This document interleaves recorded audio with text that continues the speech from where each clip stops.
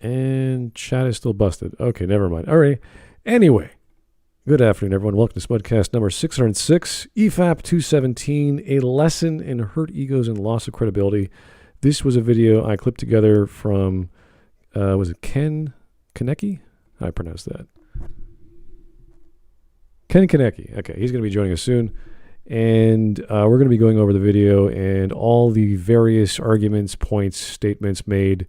Hopefully we'll have a good lore background. We got some lore experts on the panel, whether they know God of War very well, the original series, the side stories, whether it's Norse mythos, or just paying attention to what's being said.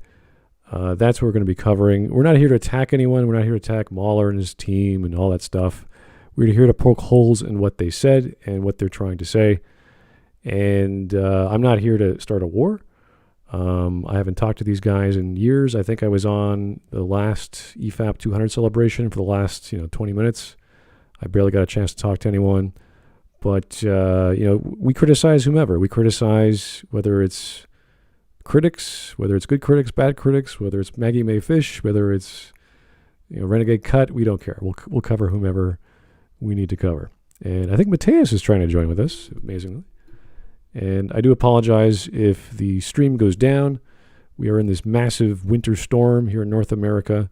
At least I am. And it's going on for the next 3 days, so we might lose connection. You never know. But I don't hear any precipitation hitting the roof today, or right now at least. So we should be okay. All right. So how are we doing today? Everyone's having a good festive Friday or whatever you're up to this week? No? Well, I had an exhausting Friday. It was good, but exhausting. Okay. I had hoped for snow, but there's only rain. Yeah, same. All right. Well, we got like 5 to 15 centimeters coming our way just tonight, and then more to come tomorrow. And roads are clogged. I mean, it is leading up to Christmas Eve, so obviously it's going to be busy. But boy, it's just like forget about it. Don't even go outside. Too cold, too windy. Trees are falling down. It's like, okay, we'll just stay indoors. Okay, so hopefully everyone's in the watch together. We can get going. We got 1, 2, 3, 4, 5, 6. Slowly. Ken, I see you up there, but I don't see you talking. That's okay. I don't know why the chat is still broken. There you are. Can you give me a Ken. sound test there, Ken? Okay. All right. Does it sound good? Sounds good enough, I think. We're not going to dilly-dally anymore. This shouldn't take too long. It's a 24-minute video that we put together, and it's going to take some time not to go through, just to argue through, because the clips are very short. But I don't know what else you guys are going to say about them. They're pretty straightforward. That's the beauty of this thing. There's not much of an argument. It's just this is what happened. So let's get going. Yep, the prime mistake that everybody made, of course, is, oh no, they're criticizing EFAP by showing their hypocrisy. That means they must be defending the other douchebag. No. Yeah, we're not defending or attacking specifically, was his name Synthetic Man? Yeah. Or Rags or Mahler, all the guys. We'll call them as we hear them. That's how it goes. Yeah, the problem is just if you need to resort to really below the belt, shitty and disingenuous arguments against a douchebag of that level, something went wrong. Like we had higher standards of EFAP. Right. We thought higher of we could argue that if you do a stream for more than like 4 or 5 hours, you're gonna get tired. You're gonna just like nod your head. You're gonna be like, all right, we don't like this guy. He's gonna say stupid shit again. We'll just call him a name and keep going. And I understand that because I think some of us have done that with like Maggie May Fish, but it's because it's so crazy. Like the stuff she says is so crazy. And he's absolutely insane. She's nuts. But with the Synthetic Man, you could tell he's joking. You could he's smiling. He's kidding around. He's maybe some of it's for shock value. I don't know. I have never watched the guy, but I don't see what he's saying in general as inherently bad or anything inherently different than, let's say, someone on the left-leaning guy talking about fascists and in video games or whatever nonsense. So there's like several moments where you can literally see him like look at the camera and smile as he says things.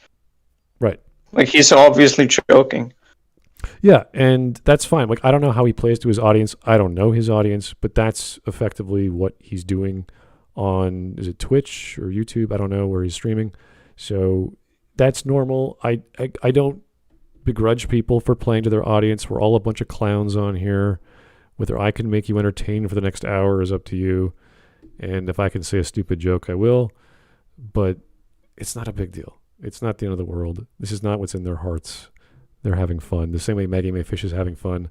I don't know if Renegade Cut is having fun. He's kind of dead on the inside. I can't figure that guy out.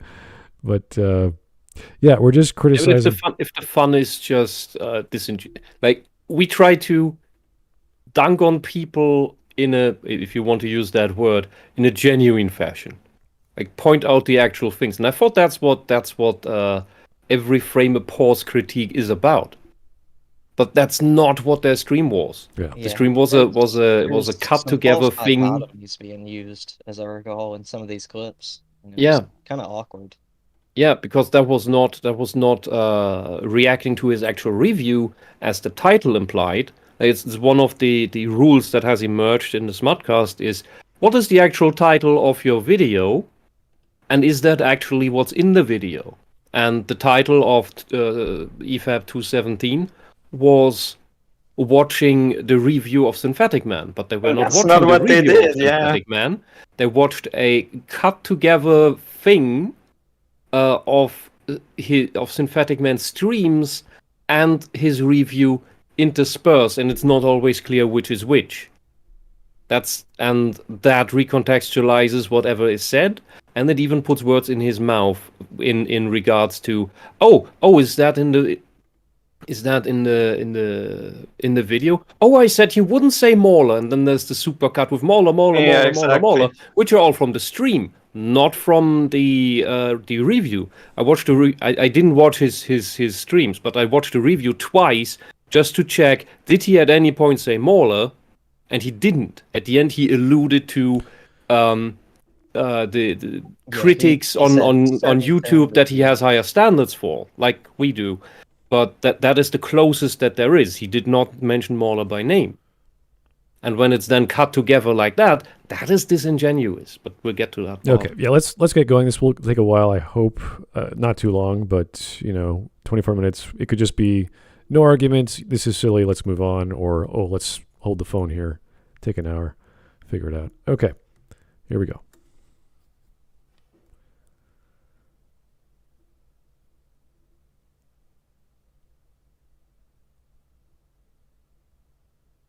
The first he one. doesn't show any sexual interest in her whatsoever. She's a child, bro. They're the last two of the species, dude, and it's ancient Norse. Okay, someone educate this. Okay, we start right off with this part. That's amazing. And no, they're not the last of their species. That's a dumb take of this guy. Right. Okay, but the other stuff isn't as far off as they want to make it out to be. Because we're going to talk about this part is the way they rewrote Angerboda and Loki is a complete. You cannot defend this fucking game where you have these characters in there and you make some argument about any other franchise that has something it's based on. Because this is not a reinterpretation or an interpretation of Norse mythology. This is a complete rewrite and breaking of the cosmology in order to fit some Californian soap opera sitcom bullshit that has Norse name droppings on it. Because just starting with that, philosopher, do you want to tell us who Angerboda really is? The daughter of Loki. Daughter. Yeah, technically speaking, the daughter. Well, also at some point his wife, if I remember correctly. Yes. And whom did they sire? The Jörmungandr, Fenrir, and the third one. What was the third one? Hel. Yeah. Hel. No, I always get Hel and the horse of Odin confused because I think Loki is also involved with the birth of the horse of Odin. Yes, he's the mother of Sleipnir. That is exactly. That is a story Loki does not want to talk about. which is part of the fun, because Loki is the fun god in a very horrible way. I mean, he gets Thor to cross-dress, so yeah. Yeah. Do you know what they did? So since both are still children here, and Angerbolt is black for some insane reason, and not black in the sense of that how elves in Norse mythology are black, because then they would be pitch black. No, it's African. Those are actually the dwarves. I reread that recently. It's mostly dwarves who are said to be evil and dark. Right. Aren't the dwarfs in this game blue? Like they Only made them Brock blue? because he's half dead. Only Brock because he's half dead. That's just Okay. right. But no, the other thing is so there is no hill. So what did they do? You will never guess what they did with Helheim. But Helheim did appear Is in that 2018, bird? right? Yes, the thing is, so why is Helheim called Helheim when there is no goddess Hel? Because did the they original talk about name that? is Jormungand. Okay. That didn't ever happen. It's just called Helheim, and Hel is just the title of whoever is currently ruling Helheim. Oh, that's fucking retarded. Yes, That's that's what so I mean. dumb. The entire cosmology of Norse mythology is completely broken just to make this stupid story work. Technically And- speaking, if we want to make any character black, Hale would make the most sense because she's said to be half black, half white. Well, literally split in half of Yeah. her body has black skin and the other half is white skin. Well, what Yeah, they did in 2018 with the I think the light elves and the dark elves, they are described by Norse mythos as having a dark complexion, and you fight them in 2018, and they're like not covered in dirt, but they're like dirt colored skin, sort of grayish. And if okay, you've already done that with the light elves, you could make the light elves an offshoot if you really wanted to go that far and explain the chronology of how they evolved into the Jotun, I guess. Yeah, that would have worked. That's how it would actually work with what is meant with dark skin, like light and dark and white and black in Norse mythology is not referring to Caucasian and African. It is instead a very hard dichotomy between pretty and ugly, so beautiful and ugly, as well as not just of looks but also of character. Yeah, So, like, black is evil and white is good. Yes, everybody knows the term a black heart. That means a dark, ugly, unforgiving, cruel person. Yeah, simple Evil, metaphor. yes. Yeah. But also, I think one very important thing to point out is that the Norse mythos, very much like the Tolkien Lord of the Rings mythos, is a very a good versus evil world, and not in the sense that the Asgard or the Aesir are the defenders of the humans against the enemies of the humans, and a lot of the how should I say, fantasy creatures, as we would call them today, are unequivocally evil because they try to destroy the gods and the humans. Yeah, and this is another thing. So for one, if you so because this is so much to put together, because EFAP are the people who don't like the Disney trilogy because the OT is good, and even the prequels get some redemption nowadays. And the whole point is with who are the people who like TLJ? Well, people who didn't know the OT or hated it for other reasons. And this is here we have the this is the Jake Skywalker games instead of what God of War would do. The Greek God of War games, they took liberties with Greek mythos, but they stayed true to the essence in everything. I was actually going to bring something up about this, and this is, I think, the biggest difference between like the new games and the old games. The old games took some liberties, but it made sense because the Greek pantheon, they're all assholes. Like, they're terrible. And Yes, it made sense with their characters. But when you take something like Norse mythology, where someone like Odin making him evil makes no sense at all. Because he's a frenzied like god, but he's not evil. Yeah, there's like these defined traits that we talked about, like with the good and the evil, and the ones that are for the humans and the ones that are against the humans. It's just the way they did this doesn't make as much sense as it did in the old games. Well, within the context of the actual thing that Synthetic Man's bringing up, he's talking about, they're the right age for consent or whatever. Yeah, we'll get to that. Right. It's just this base layout that I think we need to get out of the way as to why are we not okay with the writing of Ragnarok and 2018?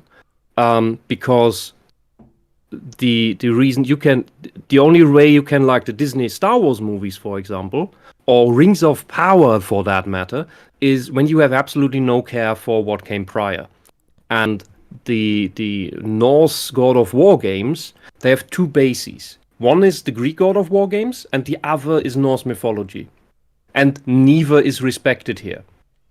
So we're dealing with what do we call him? Like the Jake Skywalker here. That is let's call him Kratos, because I don't know how Kratos is gonna end up as this man in any way. It makes no sense. Just like Luke Skywalker ending up as Jake Skywalker makes no sense, if you ask me. Oh. And right, one last point. Philosopher, what is Norse mythology about? Because the Greek gods are assholes. What are the Norse gods? Well, the most fundamental thing is that they're defenders of humans. So they're good people. They are there for the good of humanity. People to aspire to, heroic myth. Oh yeah. I mean, it was the most glorious, the most respected job profession was warrior, and all the gods are basically have something to do with warrior. Mm-hmm. Like even Freya has some stuff to do with warrior, and it is also described that her worshippers, largely women, of course, sometimes were put in such a frenzy that they would throw themselves at the chance to defend their village from being attacked. Yeah. That's also something I did not understand, why they made Freya and Frigg the same character. That's modern this is misinterpretation. all such a weird thing in like not only this game but a lot of like these modern rewrites where they like combine characters into one. It's so weird. They like take multiple characters and then say, "Oh, that's the person." It's so bizarre. The only thing I can say there is that there's some stage in parts of Scandinavia, I think, where there is belief that some worship them as the same goddess. But that's just a very tenuous thing that is speculated that could have happened, and there are some signs for it. But yeah. I've only heard that being a modern misinterpretation, and I did not know where that's coming from. Also, I gotta be honest, I don't give the writers enough credit that this is like actually something that they knew about, and that's why they made it. The main writer claims to have read the Edda, but I think he only did so I don't believe him. For digging for names to use in the game. Well, which one? There are quite differences between the two. This is name dropping, and Freya and Frigg they have overlapping domains, but so do Athena and Ares. Right. Also, to bring things back to the clip here, I think the main problem here is that they immediately start off disingenuous when obviously what Synthetic Man was trying to say was he meant romantic interest. He wanted to say romance, but he said sexual. And they immediately took that the wrong way. Romantic and sexual is in the eyes of many of these young people the same thing. That's what they mean. Exactly. They euphemistically say romantic interest when they mean sexual, and just to sound less crazy. And but that is what this entire part is about. That is, by the way, way too long. This is like 90 minutes, 2 hours of just them walking through nowhere, making stupid kid jokes. Yeah, this unskippable walking, talking, horrible little fight scene, climb a wall. The immersion break, Lucky Loki joke that makes no sense. Yeah, and we thought Final Fantasy 13 was bad with linear hallways. And then this stupid call that she makes to call her yak. Oh, whatever that thing is. That was like several times the level, yeah. Don't forget skipping rope. Why? Now I'm very happy I didn't watch up to that part. Oh god, you next year you have to torture yourself with that. Why? Poor crazy. All right, let's keep going. For balance. Let's keep going. Let's get to the meat.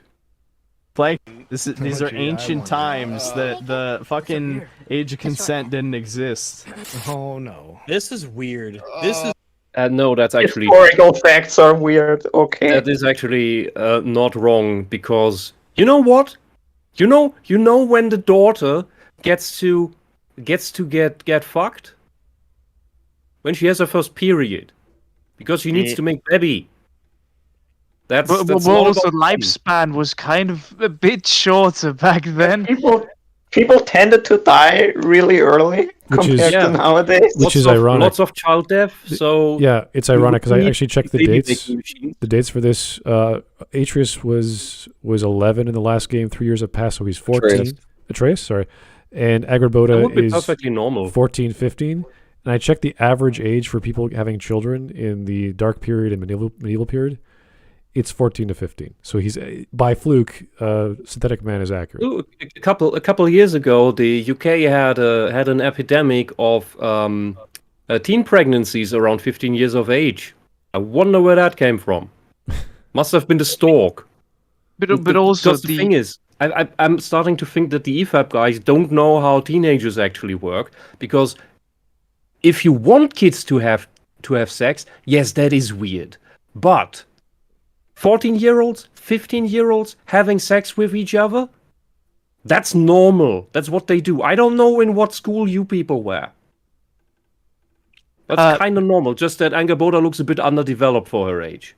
Also, the thing here is that in the clip, he doesn't even say that he wants that to happen. He just says that's clearly like what the character was intended for, and that the way it's written is stupid because it doesn't work. Like as though Synthetic Man was saying he wanted to witness copulation in a cutscene or something. Yeah, it's like they're turning this into, he wants to see the two kids fuck in the game. Exactly. That's not what he says at all. I don't see him implying that at all. But yeah, He literally just said that this character exists for that reason, and that it's written badly because Atreus doesn't care about her. Yeah, and so far I think that's before he meets Fruit, so that's the only female character that was Fruit Fruit already. is like the only one where he has like the slightest bit of interest in. Like he doesn't. I didn't see about that, but that may be because Fruit was putting me off so much because it's so ugly designed. Whoever animated terrible. Have an dialogue that happens at some point, and I remember them. Atreus asks Mimir about how can you tell someone likes you or something like that. Yeah, that dialogue. Yeah. Thrud. He must be talking about Thrud because I don't just saw more going on between them than Angerboda. Yeah, Thrud is like aggressive but nice. Like she's really violent but also kind. It's kind of weird. Angerboda is just constantly poking fun, and it's this early juvenile. You're so cute. Giggle bullshit. This is See, the thing is, like, unbearable. I haven't watched Wakanda Forever, but I believe this is like 100% me guessing that Ironheart acts like Angerboda in the movie. I bet I'm right, because they always write these characters that way. Yeah. Can we acknowledge something too? What's that? The fact that the EFAP commentary is not breaking any of this down objectively. They're just ridiculing him for having said it. Right. And they just say, "Oh, that's so weird. Why did you say that at all?" He implied teenagers are having sex. Oh my god, the fucking pedophile. Yes, they don't engage with what he says, which is like the majority of these clips. Yeah, here's the And when he does say something that's right, and that you can see they themselves also acknowledge that he's right because they just go silent. Like he says something right, and they go silent and say nothing before he says something that they can insult again. Yeah, they have to like the game on principle, and I don't understand why. Because all the writing flaws this game has, Well, it's like all these other Rockstead. movies of the past years had. It's like Hawk said. It's just like this proves that they only like the mainstream shit. Like if it's mainstream, they like it. They don't like any of the obscure things. They don't like any niche things. They don't even watch or engage with any of that stuff. They only ever cover what's big right now or something that blew up, and then they like it somehow. Or if it's like really bad, they hate it. I can understand covering popular stuff because it's a popular show. So you want to keep you want to keep at the what's burning in the moment. But it gets a bit weird when it's the only thing they do, right? Promote some underdog, obscure stuff that's really good. That could be done, sure. All right. You guys ready to continue? Sure. All right. Weird. Really weird. This is weird. This is the kind of thing that lefties on Twitch wouldn't want us to talk about. Let's just put it that way. Why lefties on Twitch love to talk about pedophilia? They also don't get banned for it. Yeah, it's a bit of a double standard. Yeah. Lefties on Twitch are like French philosophers. They love to talk about the age of consent. Oh. Mm-hmm. Well, they love about taking it away. That reaction from Smart was extremely telling. Oh. I know what you're talking about. It's like, oh yeah. Okay, I mean, we currently have a so-called Green Party in power in my country that is essentially run by Maoists because it was founded by Maoists who are still in the party, who are now in federal parliament, who in the 90s started petitions to get rid of the age of consent because some socialists really like to see kids diddle. I don't know why they do, but that's just a fact of history. Oh boy. Okay, let's try to finish this section off, and I'll go straight to super chats because we got a few coming up. Combat was the best arguments. Okay, we're out of that era now. We're into the other era. Anybody who had weird pedo talk on their bingo card, you can mark that one off. Good for you. Turns out in the time. All right.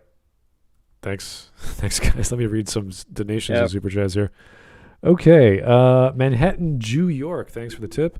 What stood out to me is that the EFAP crew rode the guy for saying the word tranny, even though Rags regularly calls people faggots. Seems a tad hypocritical to me. EFAP seems to have become Reddit, the YouTube stream. Wow. Yeah, I guess they need to auto defend Jay, the fake tranny.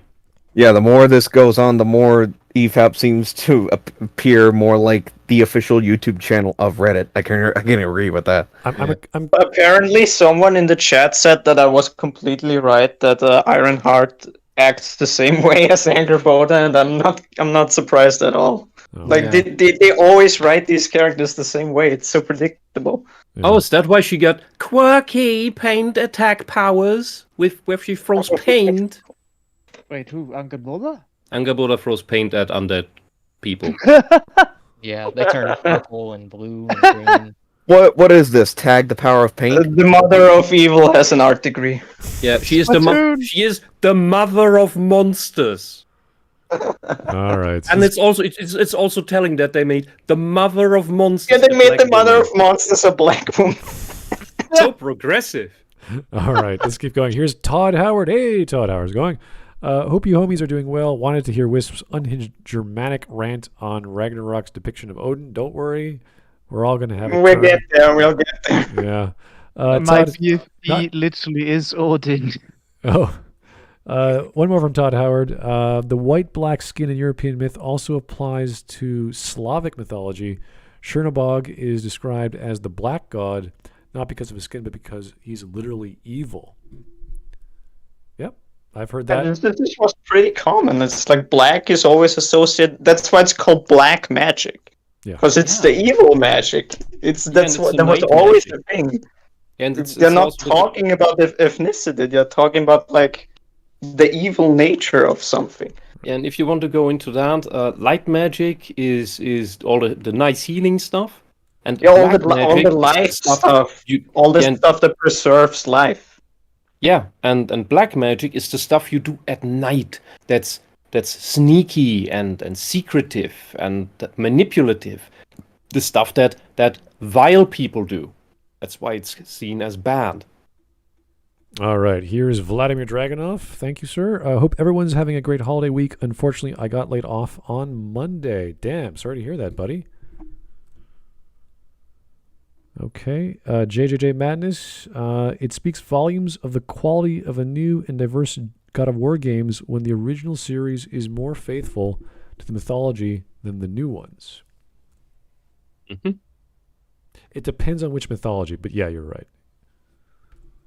The Greek era was most certainly more accurate to the Greek mythology than this shit was to the Norse mythology. Yeah, I still felt it. Like it made me feel like I was watching that 1960s Jason and the Argonauts film with the skeletons coming to life with animatronic, like that. It felt like I'm in that I world. still remember that movie. Oh, Smud, that was one. Well, Smud, that was one of the inspirations for the old series. Oh, really? That Clash of the Titans, a few other things. Yeah, I really liked that as a kid because I was like, wow, I've never seen. I have fond memories of that movie, like the skeletons. I always remember those. To the The point where skeletons were so scary when I was a kid. The way they Yeah, as a and kid, they were really scary because they Whoa. moved so weird. like even specifically with Jason and the Argonauts, to the point where in partway through God of War 2, like early on, it's like you find Jason dead, not just dead, like eaten by a Cerberus, and you literally have to pull Jason's arm out of the Cerberus, killing it in the process so you can get the Golden Fleece. All right. And that's why the Golden Fleece is such a major component of Kratos' design from that point on. That's his definitive look with the fleece. All right, here's two more from Vladimir Dragunov. Wasn't there so many infant fatalities that OT messed with the average lifespan? Yes, I think it yes, means that is true. it messed with the average lifespan. Yeah, because if you count in the infant deaths and child deaths in the olden days, then yes, the average lifespan of people falls down to like 30 years old. But the point is, when kids make it past 5 or 8 years of age, then they usually live up to 60, 70, 80. So you have to count that out. But since children die so much so early, the women needed to churn them out all the time. So you needed to get your 5, 6 children so that 3 would make it. Okay. Last one, and we continue from Vladimir again. Also, I thought the ANCAPs were supposed to be the kitty touchers. I don't think that's accurate. I've never heard of anarcho-capitalists being pedophiles, but there could be a correlation. I've never heard it before. Yeah, I've only heard that recently, and maybe that's projection by the communists because anarchists, so they must want that away, blah, blah. I don't know. Extreme libertarians tend to just get the hell away from me. I did nothing. I touched no one. Leave me alone. I did not hit her. I did not. Oh, hi, Mark. Oh, hi, Mark. Yeah, thank you. All right. But anyway. So the next one has to do again with our wonderful lore of Ragnarok. I'm sure even we know, who hasn't studied Norse mythos, would know what's going on here. But let's see what the EFAP crew have to say. I feel the aneurysm coming. Oh, yeah. Oh, the Fenrir thing.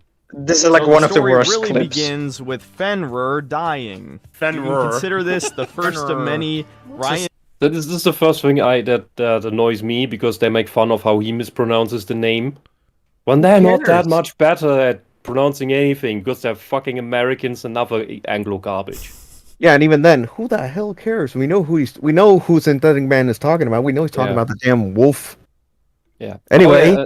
And philosopher. Fenrir exists. He's just a sled wolf. Yeah, well, I saw the first 2 hours of the game. Okay. Did you see the thing that I posted where Fenrir he gets resurrected? No. And then Atreus gifts him to Angerboden like he's a puppy. I was already pissed enough that Fenrir died because I fucking know what Fenrir is supposed to do. Yeah, Fenrir is supposed to be. They laugh at the idea that he caused this Ryan Johnson subversion moment when it absolutely is. You can't deny this. It is. Remind me, Fenrir dying at before Ragnarok even began is the dumbest thing ever. Yeah, and I'd like to point out, just so you guys already know, in case the audience doesn't know, the death of Fenrir symbolizes the end of Ragnarok, not the beginning of it. Yes, because the way after he killed Odin. Yeah, Yep. while which is totally the total badass scene ever, thousands of years ago in Mythos, thousands of years ago, where Odin jumps into Fenrir's mouth and stabs him from the inside. Like that's a Hollywood moment for fuck's sake, and then they both die. Awesome. He Good shot, Odin. also swallows the sun, which is kind of crazy, but that's And the moon. Both. Oh, really? And the moon, yes. Yes. Yeah. Wow. Yeah. And here it's that so Fenrir dies in the beginning. He's a sled wolf, and part of his soul gets into Loki's dagger. And when they get to Garm, who's chained in Hel, because they couldn't chain Fenrir because Fenrir is dead, so they instead chained Garm. Wait, how the fuck does his soul get into the dagger? It just did. It's the Rise of Skywalker MacGuffin dagger. Yeah, look, Loki has random Rey Skywalker powers that he randomly gets that make no sense. You can actually see 4 pieces of the soul, and then 1 piece goes into the knife in that cutscene. And later on he jams that knife into Garm, and then the soul gets into Garm, and then Garm is Fenrir, and Yeah, this is a very standard trope in fantasy mythos where you have a blade or sword that can capture or cut souls. Luckily, he didn't do the same thing that he did in 2018, where he jabs the knife into something that destroys it completely. Modi, yeah, he kills Modi in the neck, yeah. Angrboda tells him, like, who's... Modi and Fenrir are bitching at each other in this fucking knife. No, but usually the soul or something getting trapped in the sword is either when it's put in there during forging or when you kill someone with it. Yeah. And it absorbs the soul of the killed. Right. And the thing is one of those soul-eating swords. Fenrir just happens to die near it. Mm-hmm. Why does he die anyways? He just gets I don't fucking know. He just dies. He's old. He just dies so that we. Why is he old? Why does I don't know. Why does he die from old age? That doesn't even make sense. Were we missing extra material? He's a mythological being. He can't die from old age. No, he's just a wolf. There's just one conversation before you get attacked by Freya in the beginning where they're just talking about Finrar. He's weak now. He has plot cancer. Yeah, he has. That's a good thing to call it. It's plot cancer, and the whole thing is the entire connection to this Papa is not established. We don't know how much anyone cared about him before. No scenes of we have connection here, we as the audience also grew to like this wolf, and no, it's just he's here, he's a wolf, he dies, and therefore we must feel sad for Pavlovian movie writing reasons. It's the because the movie tells us we need to feel sad now. I also suspect what's going on is the narrative is banking on the fact that the people playing this game are also aware of Norse mythology, so they're like, "Oh, we know who this character is because of prior knowledge." No, that's irrelevant. The game does not care whether you know Norse mythology. I think it's actually the opposite. I think they actually expect that the people who play this don't know the mythology, so they can get away with doing this. Yeah, exactly. Because the people who know go, "What the fuck? How did you kill Fenrir immediately? That makes no sense." Yeah, if you know Norse mythology, you're just gonna get pissed the more you play this. You probably wouldn't have bought this game after the 2018 one, because that already fucked with the lore.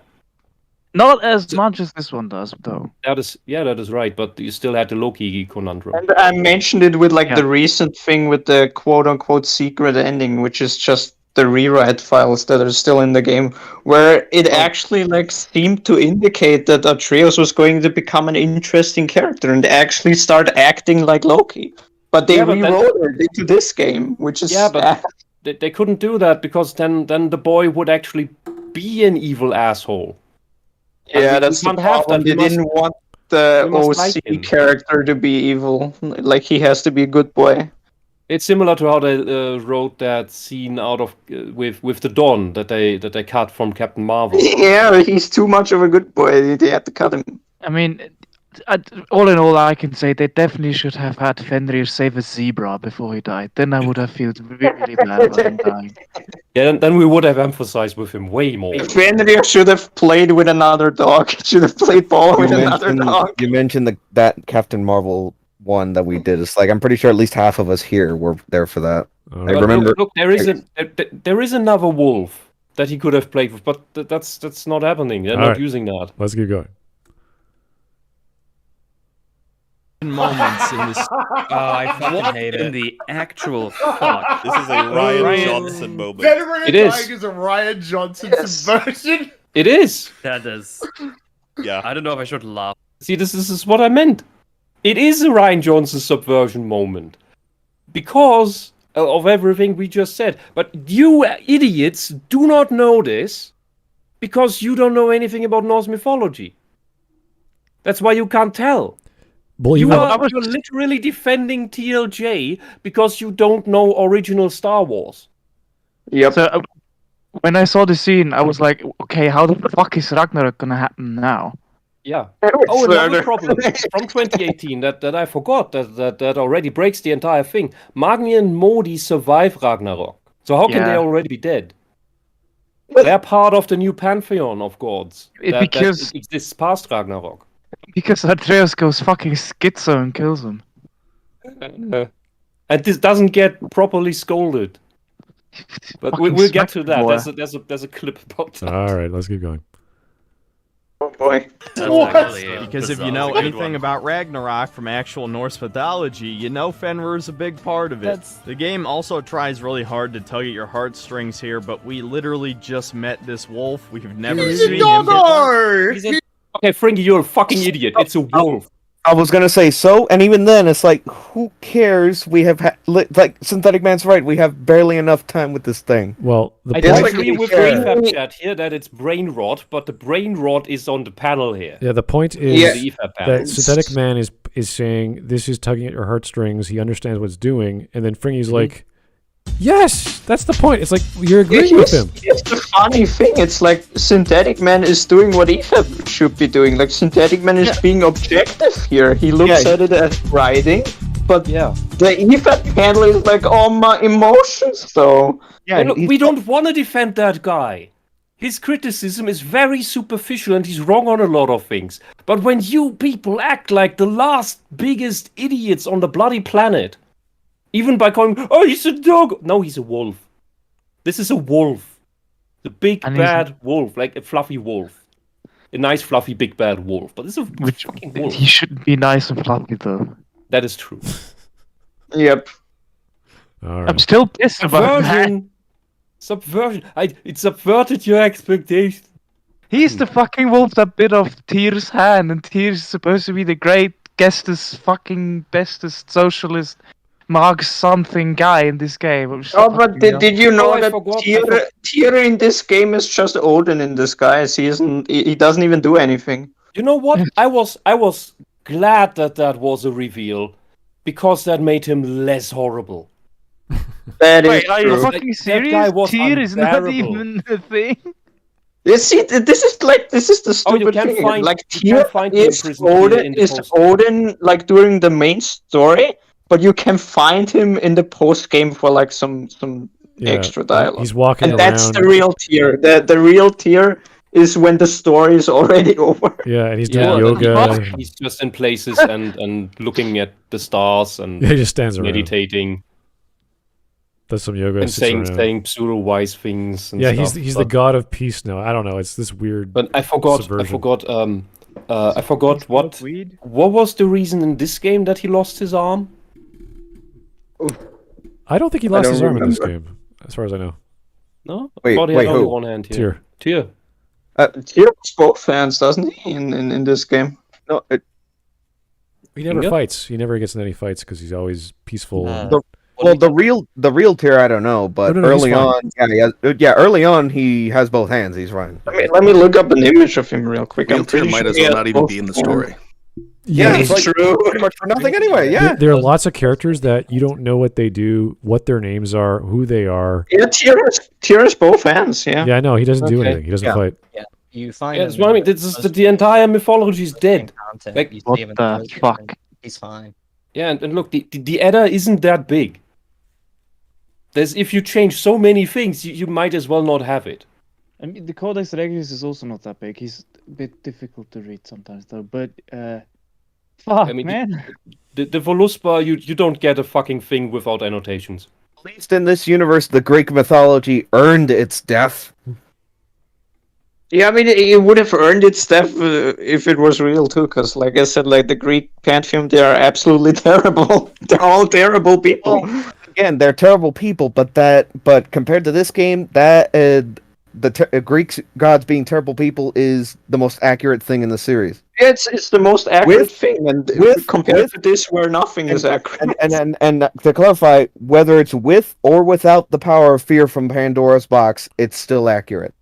Like when I don't think think back you on should like be about Pandora's box 2018, anymore.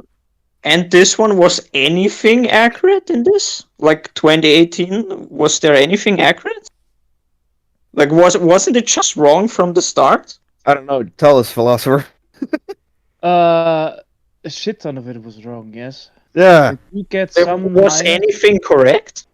They I do think get what you some guys minor have been stuff. saying, though, everything is being subverted. All the bad guys are good, you- all the good guys are bad. Not Can even you let like- subverted. Philosopher- Can you let Complete Philosopher finish because he doesn't have much time?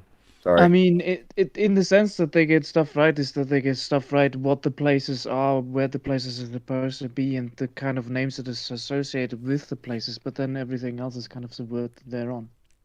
But All also, the like what I minor say is, things. one thing that is very, very interesting about Tyr, which is strange that they made him such a fucking weird figure in the games. Tyr, there's not too much in Norse myth on Tyr. And the big reason for that is belief that there was previously a Tyr cult. So it used to be Tyr that was worshipped as the main god, but then the Odin cult. So the Odin worshippers took over, and that's when Odin became the main god of worship. Wasn't So, yeah. most places Thor the main god? Yes, as well, but they are then later on, after the Tyr worship was taken over, there was mostly either Odin or Thor. Okay. So those two became the two main ones. Thor was then also largely worshipped by the Vikinger, so the Vikings, the seafarers, because he was considered to be a protector of seafarers, whereas Odin was more directly a protector of like warriors and heroes. Cool. All right. Let us continue. He's Dog. a dog. Atreus cares about him, and we know who he is. This is interesting. There's a So- reason why whenever you want to establish someone's evil instantly, you have them do something bad to a dog. To a dog, yeah. I think you are, what's the word? Prejudiced in that regard because you like dogs a little bit too much. Well, this is a non sequitur. He's just bringing up Yeah. nothing. There's nothing to do with. He's literally bringing up the Worf effect. This entire clip is just emotional arguments. Like this is They're silly. effectively making the case that that Synthetic Man here is right. Yeah. That just because it's a dog, we must feel sad. Yeah, all they're And- doing is describing the effect of pulling your heartstrings, which Synthetic Man says this is all this is, and they're like, "Yeah, it is, but I like it." They're proving him right, which is so funny. Yeah, Yeah, really. the whole issue is in what was the Keanu Reeves movie? John Wick. Exact. Yeah, thanks, John Wick. The build up with that dog. Well, there was a build up. That's why we had the connection. We understood where John Wick is coming from. How special this is. Like it's the feather that breaks the camel's back. And here it's just dog. Or wolf or whatever. It's literally just you see a dog for like 10 minutes and he dies, and you should Yeah, feel sad. And they live in this hut. They have some animals that they have to run the place. And if you have that, yeah, you have some connections to your animals that help you run the place, but you don't get that attached. If the boy gets that attached to it, something went wrong. Kratos would have probably not allowed that to that level if he was the actual Kratos who knows something about parenting. I just thought of another thing that makes this even worse. So if this Fenrir is just a normal wolf that they had, why is he even called Fenrir? They should be naming him something Greek, because he named him Atreus because of the Spartan. Why did he name the wolf something Norse? That wouldn't make any sense. They would name him something Greek. Maybe the wife named them? They should have named it definitely not Fenrir. You know, that would make sense because this is pretty much all Faye's fault anyway. Yeah. Oh, if this was actual Kratos, he would be so pissed at this woman once he saw the prophecy that he would just toss the ashes into some corner and leave the entire Norse realms, because all she did was trick him into fighting her war for her. Well, yeah, and I'm pretty sure we all know who exactly he would be reminded of the moment he would put that together. Yeah, the plot of the first game is just to go to the highest mountain, but they get the mountain wrong, or there's black mist. They have to go down the mountain to go clean the black mist. The elevator is broke. Like, there's all these stupid obstacles. Kratos' entire Greek saga is he does not want to be manipulated and tricked by the gods anymore. That's why he's getting rid of them and everyone who puts himself in his way. Right. If you don't get in his way, fine, you're fine. I remember when I played 2018 and got to the part where the prophecy was revealed, I was just like, oh, what the fuck is this shit? I just said it out loud because I was like, what the fuck? Yeah, because now he gets to the Norse lands, somehow allegedly falls in love with this woman that we later in Ragnarok learn is at least as strong as he is, if not stronger. Right. And because that's what all women are.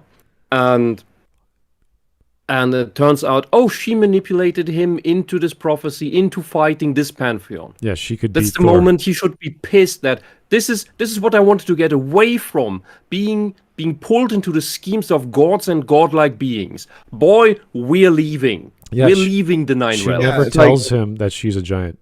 And yeah, and I'm just like, can someone remind me who Kratos would be reminded of the moment he puts this together? Athena, yeah. This because Faye is quite literally Athena's manipulation all over again. And once you see her cutscenes at the end of Ragnarok, you think, what is this horrible, unlikable woman? Aren't they? Isn't the game like trying to frame her as like the really good person too? And she was like just trying to help him and all that shit. Yeah, but when you put everything together, it's all her fault. Just like with Athena in the old series, except Athena was doing it a hell of a lot more on purpose because it was all her plan from the start. Yeah, because the old writers actually acknowledged that she was doing something bad. I think the game even implies that she's more powerful than Kratos. It implied for all the Faye or Athena? Faye. Yeah, she fights Thor. Yeah. Why am I not surprised? She fights and beats Thor with an underpowered axe or whatever it is. The optional area in Vanaheim. Yeah, it's implied. I think my take is definitely that it's implied that Faye was at least or more powerful than Kratos because she fought the exact same standstill with the frozen lightning bolt. Yeah, but the question is stronger than Kratos in the Norse era or stronger than Kratos at the end of God of War 3, which is a hell of a lot higher tier than how he is in Norse. But in Norse, his power level kind of shifts and changes depending on what the plot requires. Yeah, exactly. Yeah, exactly. Because I'm pretty sure, like, taking everything into account, I'm pretty sure God of War 3 Kratos, by the end, right before the fight with Zeus, pretty sure we would have literally no trouble whatsoever in these two games with anyone They have or like anything. some throwaway line that they use to explain like the power difference between the games. It was a conversation with Mimir, yeah. Yeah, but it's just one of these that's a hand-wavy thing. There's this inconsistency. We need to address that out of the blue now. Inconsistent. The problem is that there's no inconsistency whatsoever. I've talked with Rusty about this before, where anyone that goes back to the old series knows exactly why Kratos doesn't have that power anymore. And that was during the fight with Fear Zeus at the end of the game, where the power of fear itself literally took that power away. I mean, it has nothing to do with the lands not existing anymore. In the end, it doesn't matter if you explain why he isn't as strong as he was in his Greek period. If his strength is inconsistent in this period. Yeah, in this one, yeah. Also, by go on. By the way, fun little factoid: Thor is the strongest of the Aesir, and he wears a belt of strength that doubles his strength, so he's the strongest times 2. Ooh! Well, yeah, no, literally, it's written like that. So he's Awesome. he's Strength basically 100. insanely strong, but Faye still fights to his death. He can lift. Thor is so strong he can't lift Jormungandr. Yeah, as a boy, he fishes Jormungandr out of the sea as a boy. Well, in one Jormungandr version, in was the other smaller version, he than- doesn't manage to do it. Okay. All right. I think it was the story with the cat that was actually Jormungandr. All right, let us continue, guys. I just wanted to bring up GigaChat in the chat said when Chakravartin offered Asura to be the god of the earth, he rejected and killed him because he had principles. Well, and that's the exact thing that I would expect Kratos of when he learns that Faye just manipulated him just like Athena did. That he would be pissed and leave this horrible place behind. The Hindu gods are on magnitudes higher than all the other pantheons I've ever read, so maybe there's something going on. Chakravartin is the only Hindu god that is in Asura's wrath. Oh yeah? Yeah. Okay. They stayed very, very tight in that story. Okay. Good consistency. All right, let's keep going. Every commercial, But I often suppose- instead of having kids, in the commercial you have a dog because they're What? super Blah, blah, relatable. I mean, it's Yeah, No, that's right. is it actually a thing having dogs instead of kids? They're trying to sell a product. Rags talked for about 20 seconds about how important dogs are. I don't care. Who cares? We're fine. We're good. Let's keep going. Yeah, He's I was biased. just confused by the Rex is statement, biased but- towards dogs. We know where he got his avatars from. The thing is, everyone did not agree with him because they disagree with the rest of his video. So they all said the same thing, but didn't realize they were agreeing with him.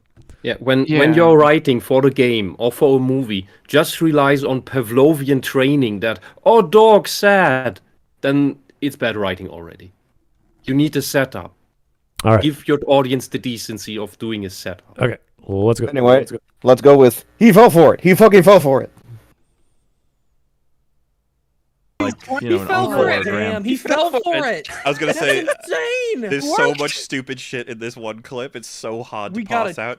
We gotta take this point by point. First of all, they're sad that Nidhogg is dead, right? Because she was used by Odin as a protection. All right, so I don't know if you guys remember that game or that part of the game, if you guys have played it or seen that scene. Nidhogg is literally a monster that eats at the roots of Yggdrasil. And the World Tree, yes. In this Keep it clean. Yeah, in this case, she's a guardian and also eats the roots to keep it from overgrowth, as opposed to just a parasite. I believe it's What? a parasite. What? No, Yeah, no. it keeps the poison out. The Nidhogg is, if I remember correct, it is the dragon that tries to eat the tree to kill it. Right. She wants to kill it. She's a parasite, right?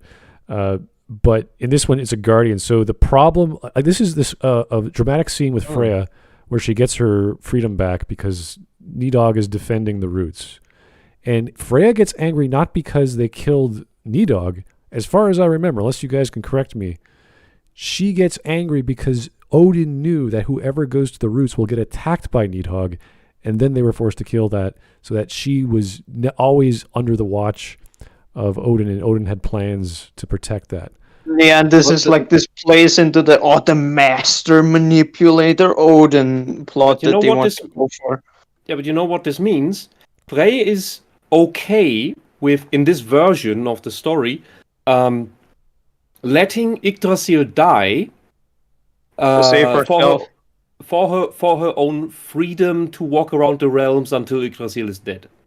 Yep. That is fucking selfish and horrible. And she and it would rather, if she was the goddess of life, marriage, love, fertility, that that she's supposed to be, she should be looking for another way to untangle the roots instead of just picking at them with her beak in her bird form and then complaining and during the fight keep complaining to Kratos every second.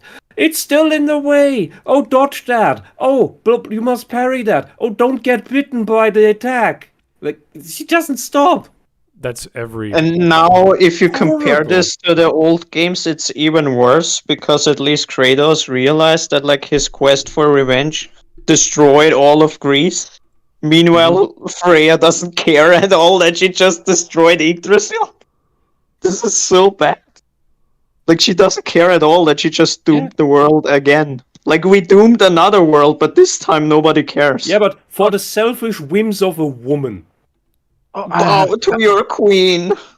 I have to get this off my chest. To consider the topic of the NPCs talking shit. Even in this 2 hours, I caught myself repeatedly just out loud to tell the fucking NPCs to shut up. Let me play. Or, well, let the guy play because I didn't play it, but let the guy play. Yeah, this is another thing that they're gonna talk about and completely misinterpret, where it's like Synthetic Man says that they should shut up because, like you say, they talk constantly, and somehow EFAP interprets that as, oh, he doesn't want any dialogue in his games. Dialogue is bad. That's not dialogue. That's fucking backseat gaming from your invincible NPCs. Yeah, I was just about to say, yeah. There's some YouTubers who actually pointed that out while they were fighting Nidhogg, and like it happened like 4 or 5 times while he kept dying because Freya wouldn't shut up. Like, oh, you got him stunned. He's talking. Yeah. It's so distracting.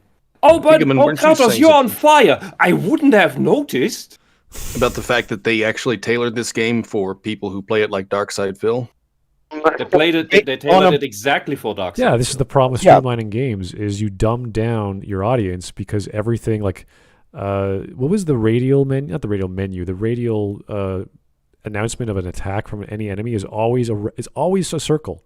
It's always pointing directly at the thing is, there was such an easy solution to this. All you had to do was tie this dialogue to your difficulty options.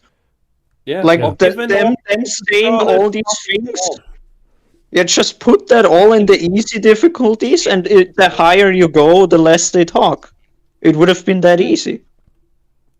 All right, here we go. Nidhogg is apparently, again, if you guys can correct me or someone in the chat, tell me where in the game that they're sad that Nidhogg had to be killed, because I don't recall that at all. Anyway, they don't care at all.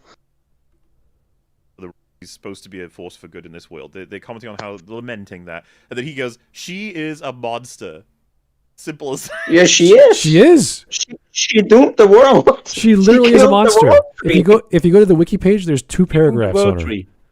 That's it. They eat the roots and guard Yggdrasil, and then when it dies, 6 of its babies scamper off, and it's a subquest to go find them, or something. And the thing to trap them in is modeled after the Ghostbusters ghost trap.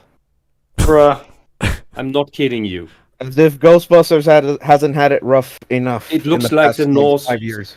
Yeah, it looks like the Norse version of the original Ghostbusters trap.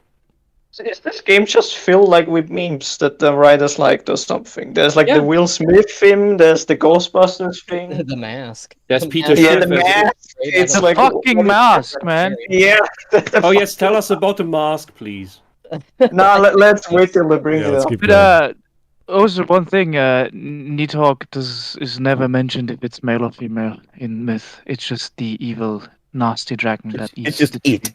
Yeah. Yeah. I do have to point out that I find it funny that they made it female and now it's a good thing. Now it's. It's because it's such an evil, primordial creature because it's so ancient and so evil. But okay. But isn't it funny that they chose to make it a female and they made it good instead of evil?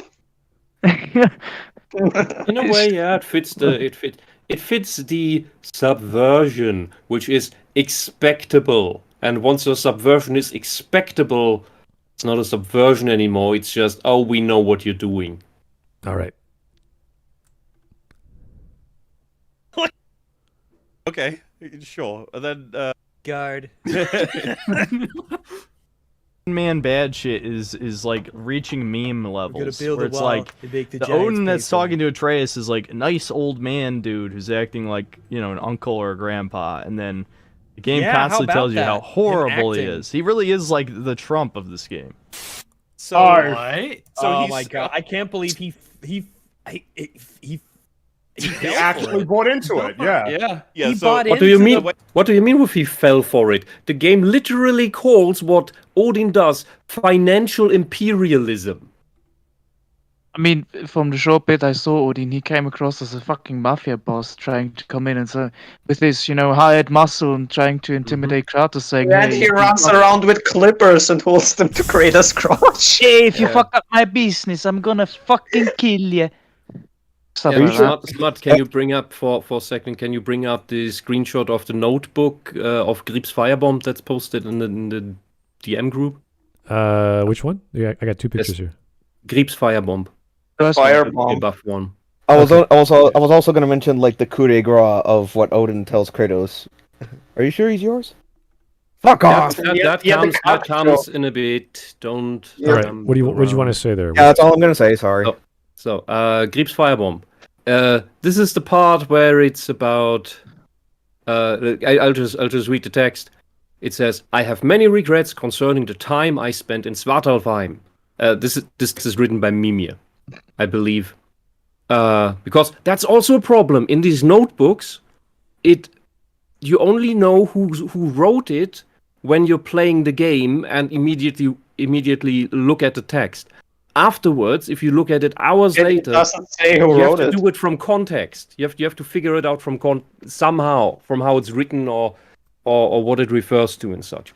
So, I have many regrets concerning the time I spent in Svartalfheim. But of those regrets, I may think of Grieb the most. Grieb was a fantastically angry dwarven scribe. Her furious treatises against Odin's financial imperialism might well have spurred the dwarves to outright rebellion had she continued to distribute them. So she was a fucking communist revolutionary. As a wielder of words, she was at least my equal, if not my superior, and her passion and fury commanded the respect of anyone who read her writings. Really? So, Mimir, the smartest man in existence. A lot of knowledge, I think, as well. Yes. Applauds big brain than him. Dwarven woman communist for being at least as smart as he is, if not better. And this is one of these standard, as we get later to it, woke themes, feminist Antifa. themes, that all the She took a women have to fireball. be at least as good. Yes, exactly. At least as good as the men, if not better. Yeah, and they're tying it into the codex, so it's not like we could have a dialogue or we'll just throw it in there under the rug. This is also like another thing with a later clip regarding this, especially here with Mimir, where it's like, how can there be anybody that is smarter than the person that is meant to embody knowledge? Like, it doesn't. This is like these subversion things where it's like, oh, the god of knowledge is upstaged by some random commie dwarf. Like, what? Yeah, it's communist feminist simping. Yeah, and like it shouldn't like in universe. In universe, it shouldn't even be possible for anyone to be smarter than Mimir, because he embodies being smart. He is knowledge. And what's the text about? It's about financial imperialism, because in this story, Odin is not a god of wisdom and warriors. He is some imperialist, expansionist, industrialist who enslaves people and exploits them through their resources. And and they're going to later claim that, oh, it's not woke, you just call everything woke. No, this game is woke. This is the standard socialist garbage story. You wouldn't have had that definition back in the Middle Ages. I don't think people would even know. What is even the reason for Odin doing all these things? Somehow getting the mask so he can peer into the realm there. So he's just evil for no reason. He wants to see the future, even though he should already be able to do that. He just exploits everyone so that he can do the thing. It doesn't make any sense. No. It's also if everything in this thing. If you read the codex in this game, It gets Odin worse. is the most. It just gets worse. Yes, he's the most evil creature that has ever existed. Like what he did. The All-Father. How they rewrote the ravens for one. Like Hugin and Munin are ravens that he experimented on in vile fashion and everything. What the fuck is this shit? By the way, just as a funny aside, the claim to fame of Greek in Norse mythology is being killed by Thor. She's literally nowhere else mentioned. She's just killed by Thor. So they took usually with her sister together. They took an uh, obscure character to prop her up. Yeah. Just to make you guys laugh, one of the myths, the sister of Creep actually gets killed because Thor is sitting at the river, who then is caused to rise by the sister of Creep. It's not described how she caused it to rise, and then he kills her because of that. Basically, he kills her because she pissed in the river. No financial imperialism. Norse mythology is great. Okay. And no financial imperialism. Oh God. Sure, there's not. Let's keep going. Yeah. To So when he says, All right. Okay. We got to read some super chats. We'll get on with it. Here is Patrick Master Bateman. How's it going, sir? I despise Atris as a character, but if he's good for one thing, he teaches that if you have a child and they start acting psycho, you should put down a belt, a stick, and a wrench and tell them to choose. I think you know where I'm going with this. Considering the background of Kratos and what he's gone through, the last thing he'd want to do is have his kid turn into him. And he'd try and stop that as much as possible.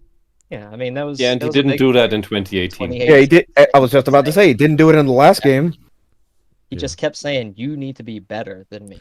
This- And He yet, also said, Oh, "Close that your heart fucking to the line! pain." That That line fucking line is- comes up half a dozen times it's- in the fucking game. I saw that at the beginning, the middle, the end. I'm like, this is your message? We must be better. Like, what? You just Yep. killed a man. Like, what? It's like in fucking at the Winter Soldier, other fucking woke bullshit games. Be better, be better, be better. That is the best context ever. Oh, we just killed somebody, but now we're gonna be better. What does that even mean in that context? Do you have to kill more people? Do you have to kill them better?